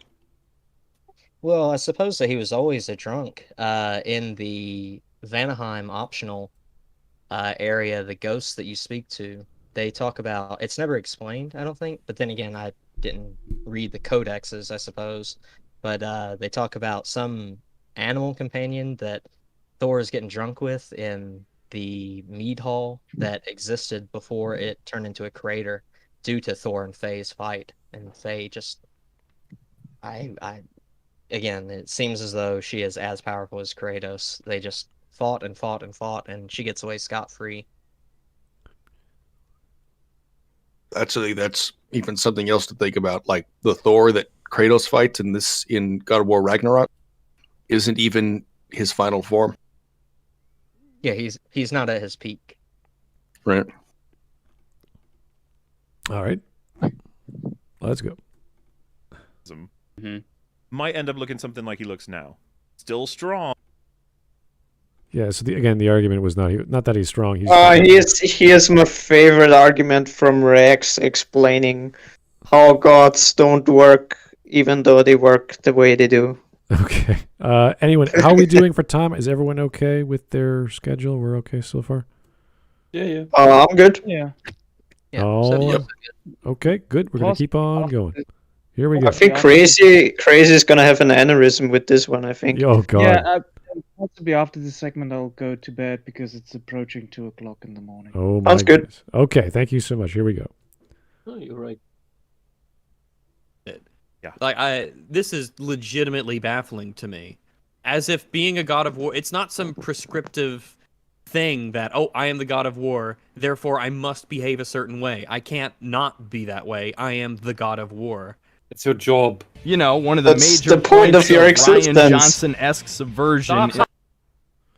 Okay, What? so the idea of But man, stop it.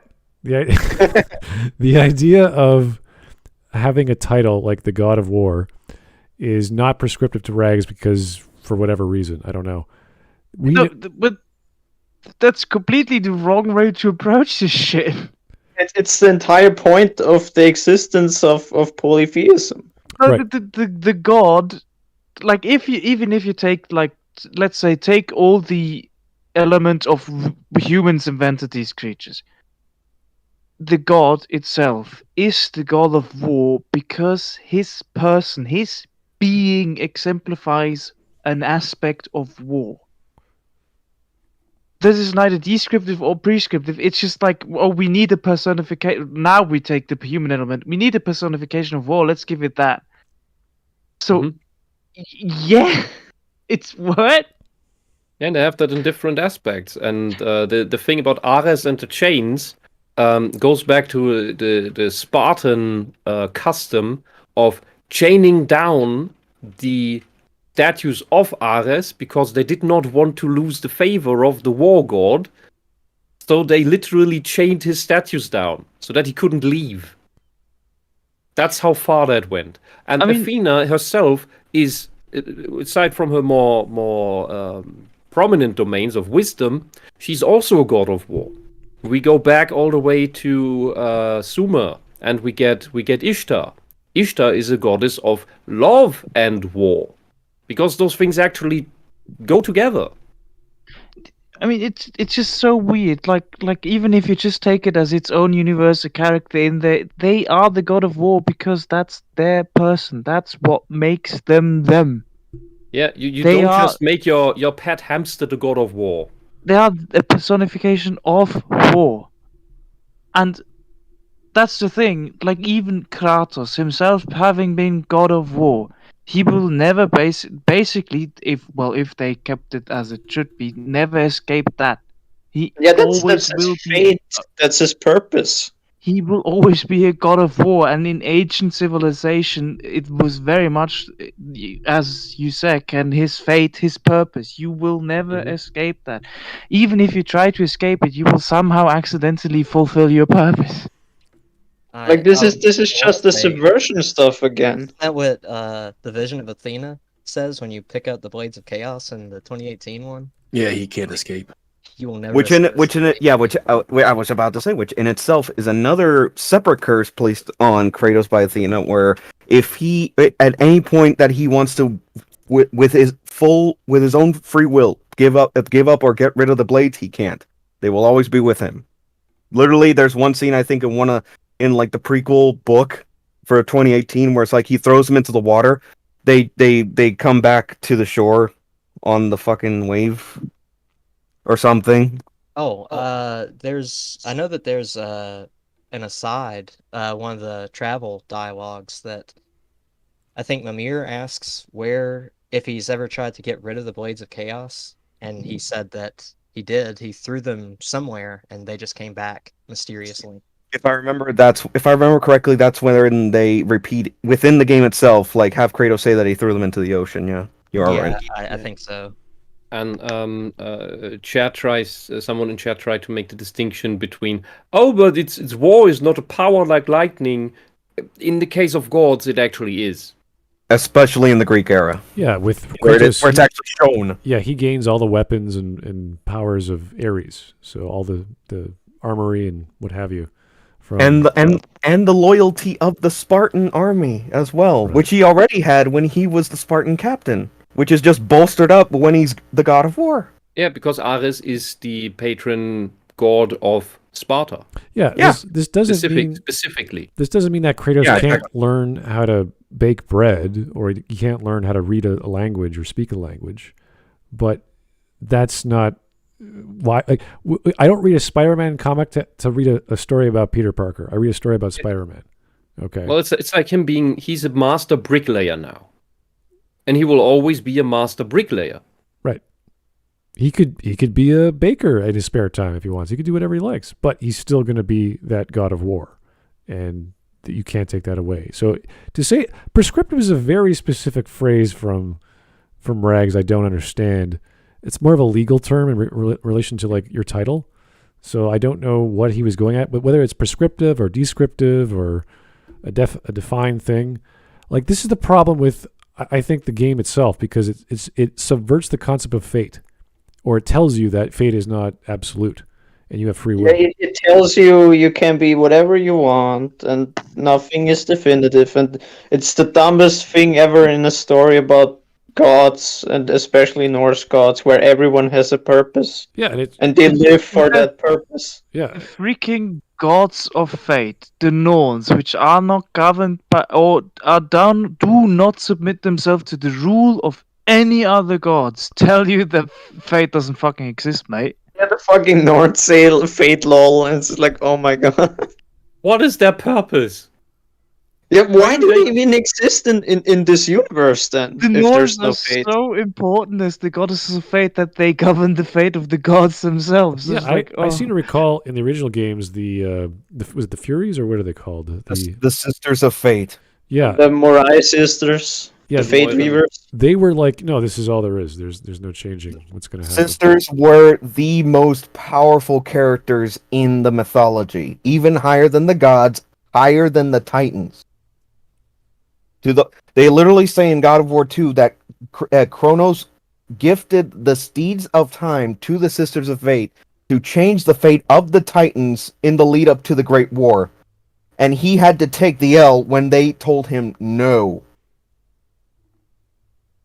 The Norns are kind of like that as well. Yeah.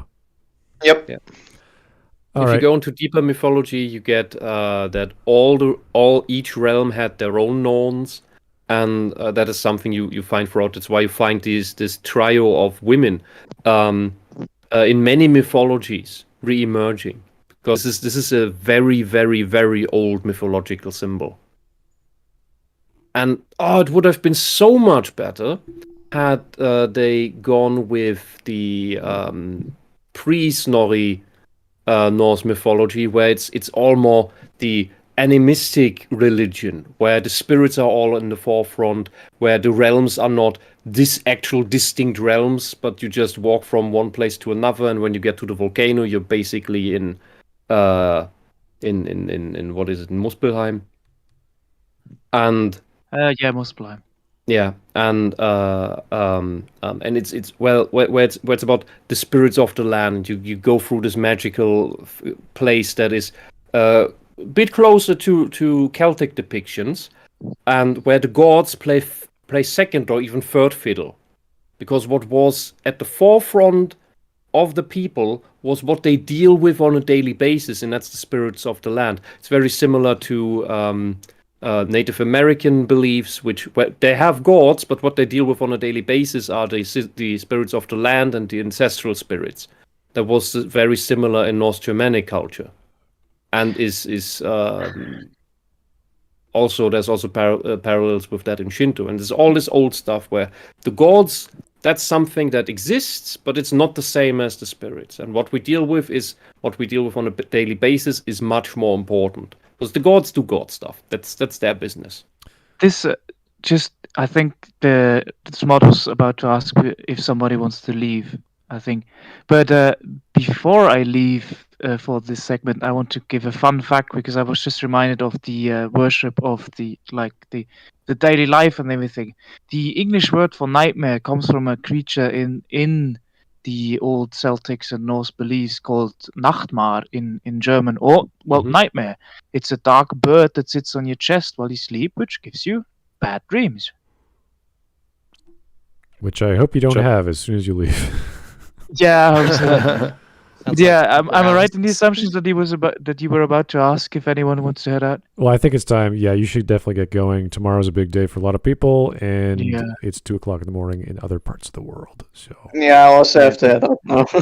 Yeah, so we could pause the stream. We could do this another day. It's up to you guys. I have all my notes ready. I'm sure you guys would want to come down and talk about Norse mythology some more, but it's up to you. We can do a part 2 if everyone is up for it. So I would love to talk more about Norse mythology in general. Okay. Well, Sounds good. how's Monday or Tuesday sound? I don't know about Boxing Day, but maybe Tuesday might be better for everyone else. Tuesday. I'm free Monday for once. Okay. Wednesday would work better for me. All right. Wednesday? No Wednesday? Tuesday I could. I would be very tired, but I could. Okay. Yeah, I work 12 hours on Tuesday. Oh my God. I work from 7:30 to 6 in the evening. Oh my God. Okay. Well, if you really want to do it, we could do Tuesday. Is that all right with most of you guys? Good. Yeah. Okay. Tuesday, yeah. Well, thank you. Shoot up a shit ton of caffeine before then. But, oh, man. All those That's what it's leftovers, for. caffeine, whiskey, you name it, you're going to be on it. So, all right. Well, thanks, guys. This has been almost 3 hours. Tomorrow's a big day and the weekend, and especially for Christmas. Merry Christmas. Thank you so much for tuning in. We will keep going next week sometime, probably Tuesday, maybe Wednesday. We're not sure yet, but we'll figure it out. We'll get back to you. Thanks for listening. Have yourself a Merry Christmas and take it easy. Bye-bye now. Night. Peace! Peace. Be better. Damn it, at least my joke was more appropriate, Aries. Watch your tone. Let me use a phrase that I love from one of the old Norse poems. He who roams widely. No, wait, fuck. Wisdom is required for he who roams widely.